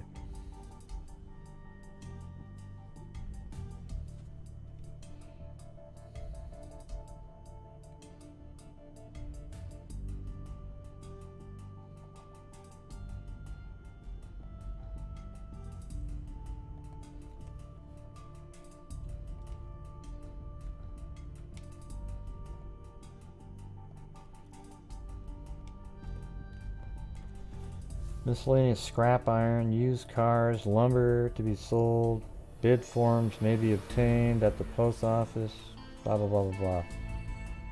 Well, they don't really have the address there. Yeah, this is the one where I talked to the ex-husband for hours and hours and hours. You know? I mean, it was like an hour interview or something. It has nothing to do with the mother, you know.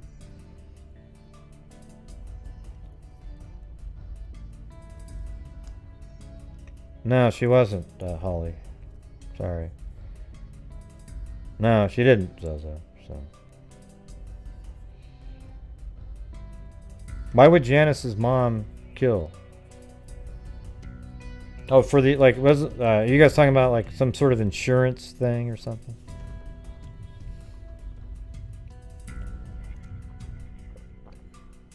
That's what he said. He was into that. But what I don't know. This doesn't make any sense. To kill your grandson for something?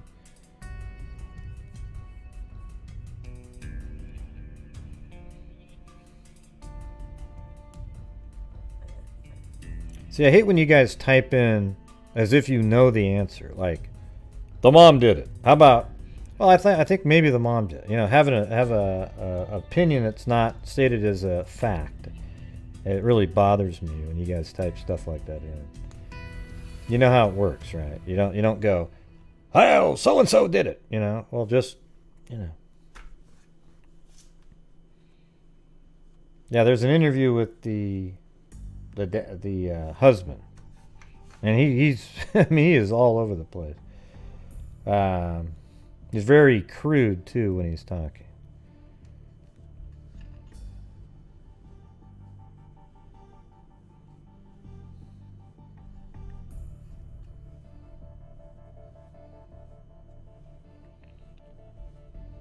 Yeah.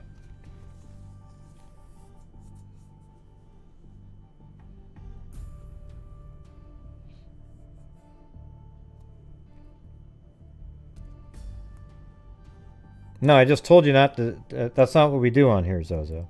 I know that it's hard for you to control yourself. You always have to do it one more time, you know.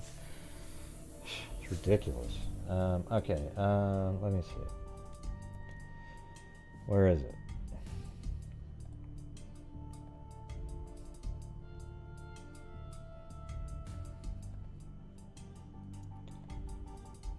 Yeah, it doesn't look like there's any more months in here. How about 1957?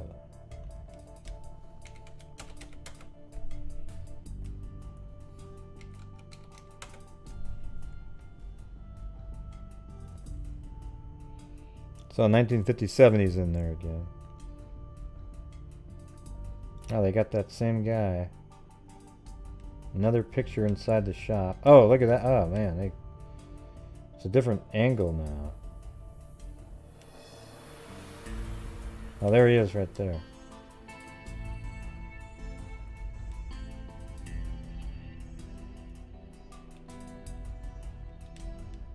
There's his shirt. And his arms going up like that. And that's his head over here. Yeah, it's...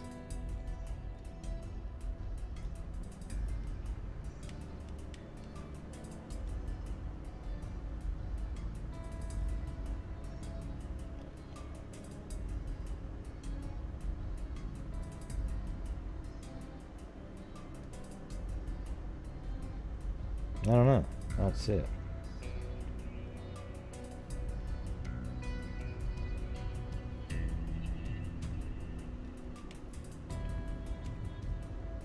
Like he took his shoes off right there.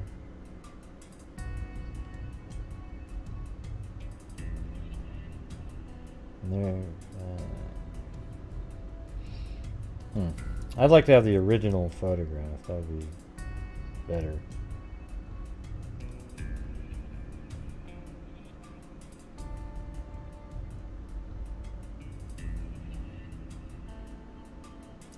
Had other unsolved slayings.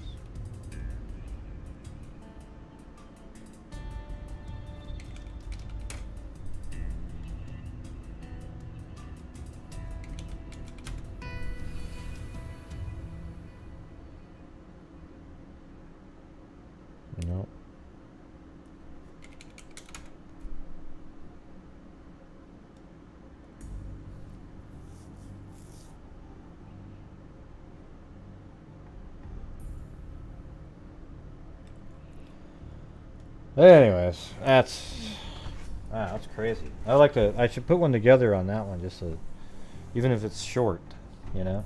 Because you got like some photographs in there, you got the town now, that kind of thing.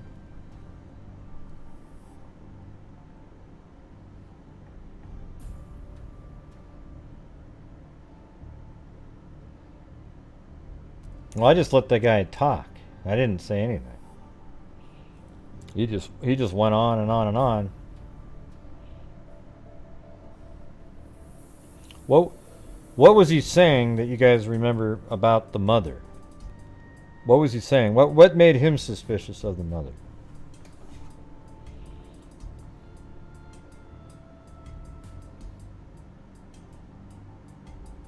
Yeah, they mentioned a whole bunch of...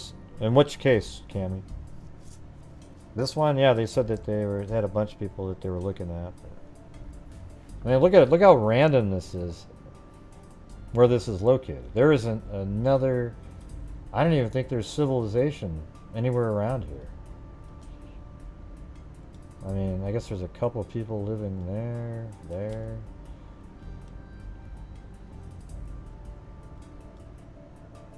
Let's see what it looks like up here.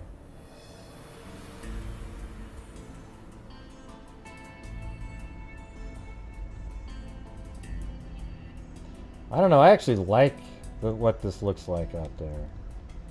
It's just amazing. It's like dinosaur days, you know.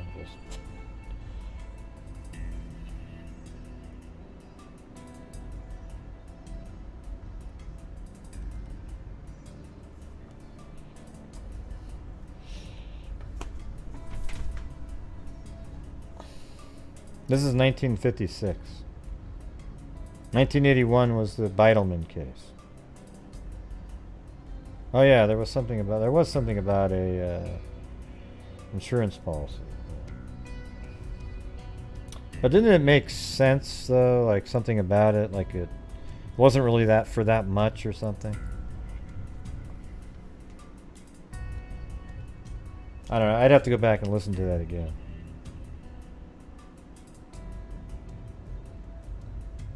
No, I thought I made it available for everybody after a while. I forgot it. What's his first name? Well, let me just type it in. I forget.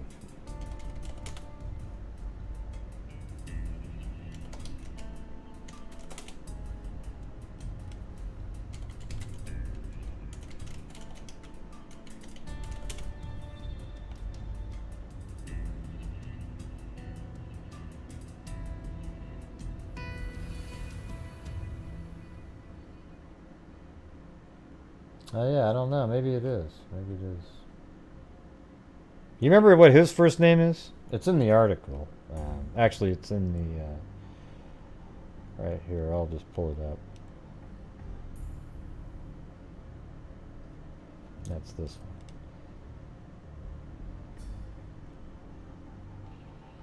one. I think it was Stanley, maybe?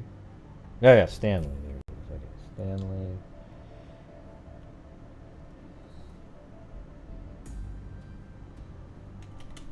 Well, it wasn't even really a show. It was just an interview. Oh, there it is. Raw interview. It's right here. Yeah. Yeah. Who am I speaking with here? Stanley? You know, yes. Oh yeah, yeah. Well, I don't have your number memorized, but Stanley, who is now back at home. You're just talking to me on Skype. I'm talking to you. General Motors for 43 years. Oh. You get laid off. Oh, laid off. During your first 10 years in a production plant or a stamping plant, manpower is dictated week by week from Detroit. This was a stamping plant. This week they need 2,600 people. This week they only need 2,000. So I got laid off and on for my first 10 years at General Motors. I'm at 43 years now. And if the plant that I work at now closes, I'll be the guy that locks the gate. Yeah, you pretty much have been there the whole time. Anyways, You guys, I put the link in the description. Okay, I don't think that this video is... Maybe it is members. If it's members only, I'll switch it.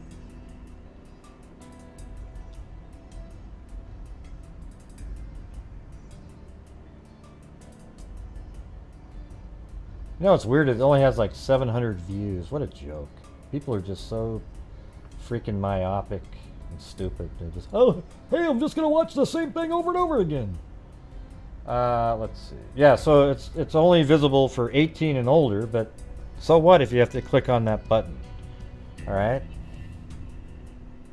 Yeah. Yeah, it's public. Definitely viewable by the public there. But I did set it to, I mean, his language is so vulgar, you gotta admit, that, you know, I set it for 18 and older. But it still means that you could go see it. But, like, look at this thing. It's got 739 views. What a joke, okay? This is like an actual case that nobody's ever been talking about. And you've got this father of the guy, the kid that you see killed here, right? And that's the mother. They were both killed. And now I'm interviewing the father that the police this year had flown their detectives out to see him all the way in Texas from Ohio just prior to me calling him. Okay? So they're still interested in him. And then I talked to the detective, and she wanted the link to the video so she could listen to it. And he told me to do that. Okay? He said, hey, make sure that they get to hear it too. So you could look at that two different ways. He was doing it to sell a story that wasn't true, or he just didn't give a damn, which seems more likely based on his personality. Because he felt, I think he was telling the truth. That's what I felt like. Yeah, so the link's in the description if you guys want to go check that one out. And if you found it interesting, you should share it. But the whole video is interesting because it literally, this is the video that I'm going to be making 50 yards away underneath the Agler Road Bridge. Okay, so the first part, the first part of it before the interview is literally the audio, and then about a quarter done. Now I'm about 60% done with it. And I'll just have a link for people to listen to the interview. It's 2 hours long now. I mean, it's literally, you know, he's still talking on a unknown line, because I get 12, 13 calls a day from this your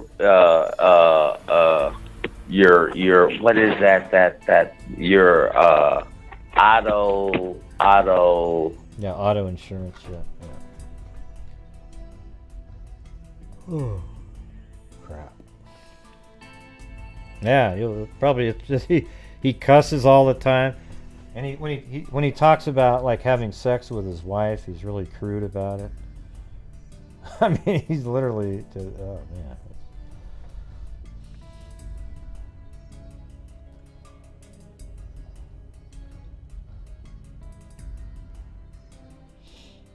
All right. Anyways, but yeah. Please, if you would, everybody, please don't say that something is a fact when you don't know it. Just, especially when you're accusing somebody of murder. Just type in, I believe, or something like that. Unless it's like, yeah, I mean, I don't know. There's certain situations. Who knows what that guy was, if he was saying was true or not. We don't know, okay? Because what you're doing is you're typing in on my channel, as I've stated 100 times not to do it, in the comments, a comment like that, and I don't know, you know, that might lead to me getting in trouble that somebody's accusing somebody. Maybe I should go up and remove them. Where are those? Okay, remove that one, this one, and where's the other one? All right, good.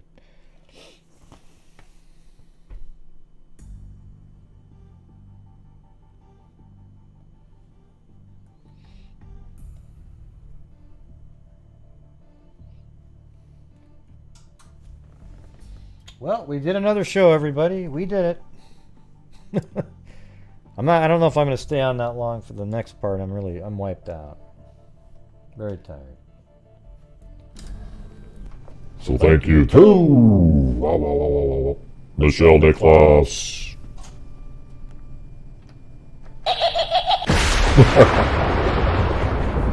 Courtney Robb, Kevin Brown, LM,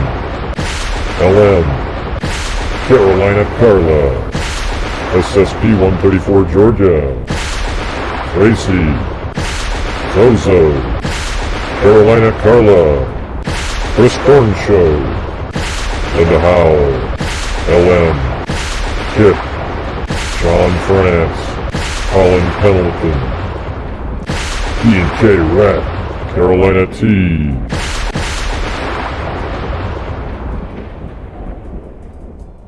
Just a second.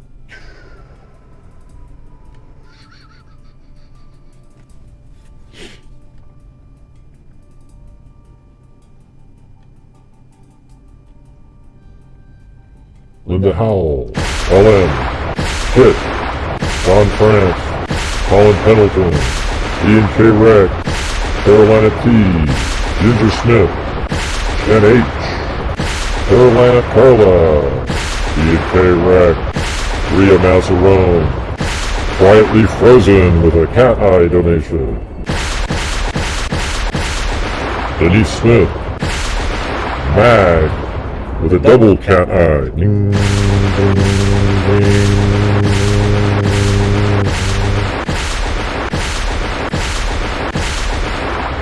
Carolina Carla, Beholder, Vomit Face, Carolina Carla, Kevin Brown, Zozo.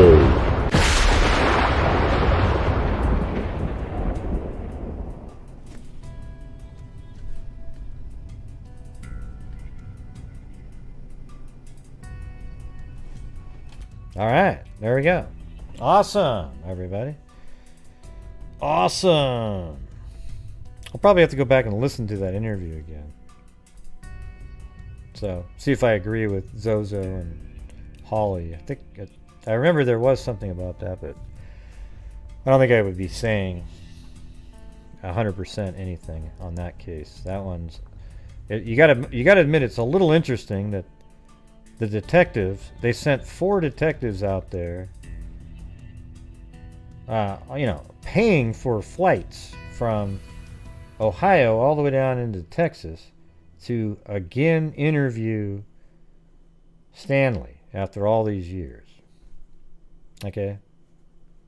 So, maybe they just feel like he's a good suspect, but why don't they just do genetic genealogy? It was a rape, they collected DNA, they've got it all. They don't need to waste any time on that.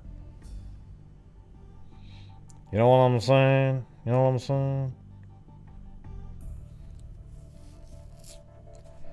All right, everybody. Thank you guys very much. I really appreciate you guys coming through and making it a normal night. Keeping the month going. All right.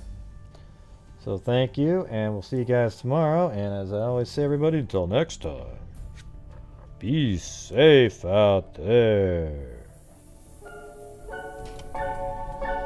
Yeah, I've been doing this true crime thing for quite a while now.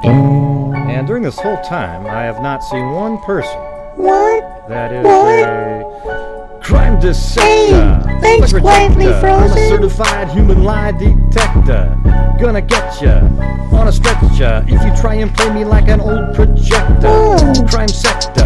Crime nectar. Professor Gragel's gonna give another lecture. Crime collector. Freaking nectar. I'm always gonna be a pup protector. Fool deflector. Interceptor. Excuse me? And meaner than a spectre with a vector on his pector. With all respect. Yeah, it was my neighbor's. Temple fucking check ya. I have no agenda. I'm no pretender. And I'll serve it to you straight without a blender. And in the end, I'm gonna send ya on a mission to reveal the true offender. Yeah, so I'll just get right back to work. Alright, everybody? Talk to you.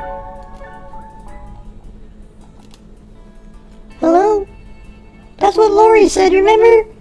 She said, I'm 5 foot, 120 pounds. What? What? Excuse me? Yeah, that's what I was saying about my neighbors, okay?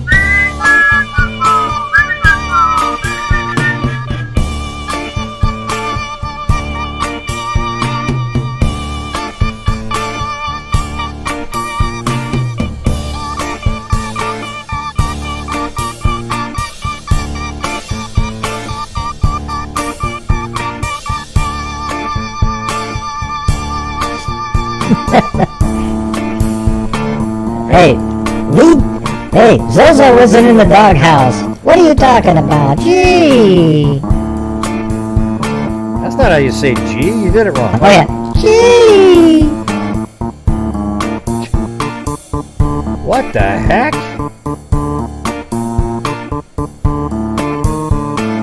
Da-da-da-da, da-da-da-da.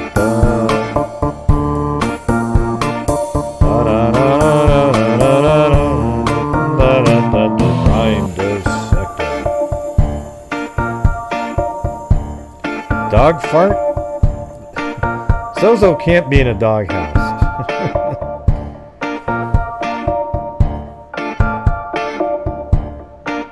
Oh, no way. Gosh, Gray, you're so mean to Zozo. What are you talking about? Well, gee.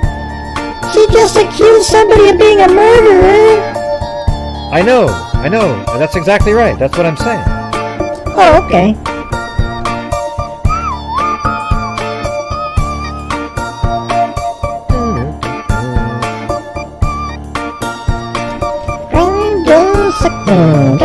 I'm a certified evil lie detector. Gonna get ya on a sweatshirt. You can try and play me like an old projector. Crime sector is my nectar. Professor Krieg is gonna give another lecture. Crime collector, freak connector. And I'm always gonna be a protector. Fool deflector, interceptor.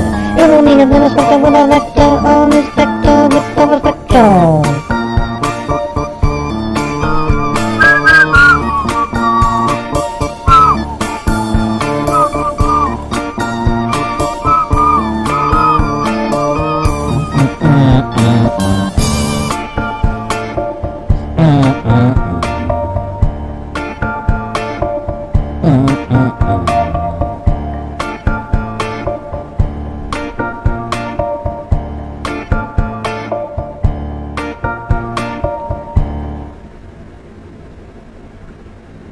Good night, everybody.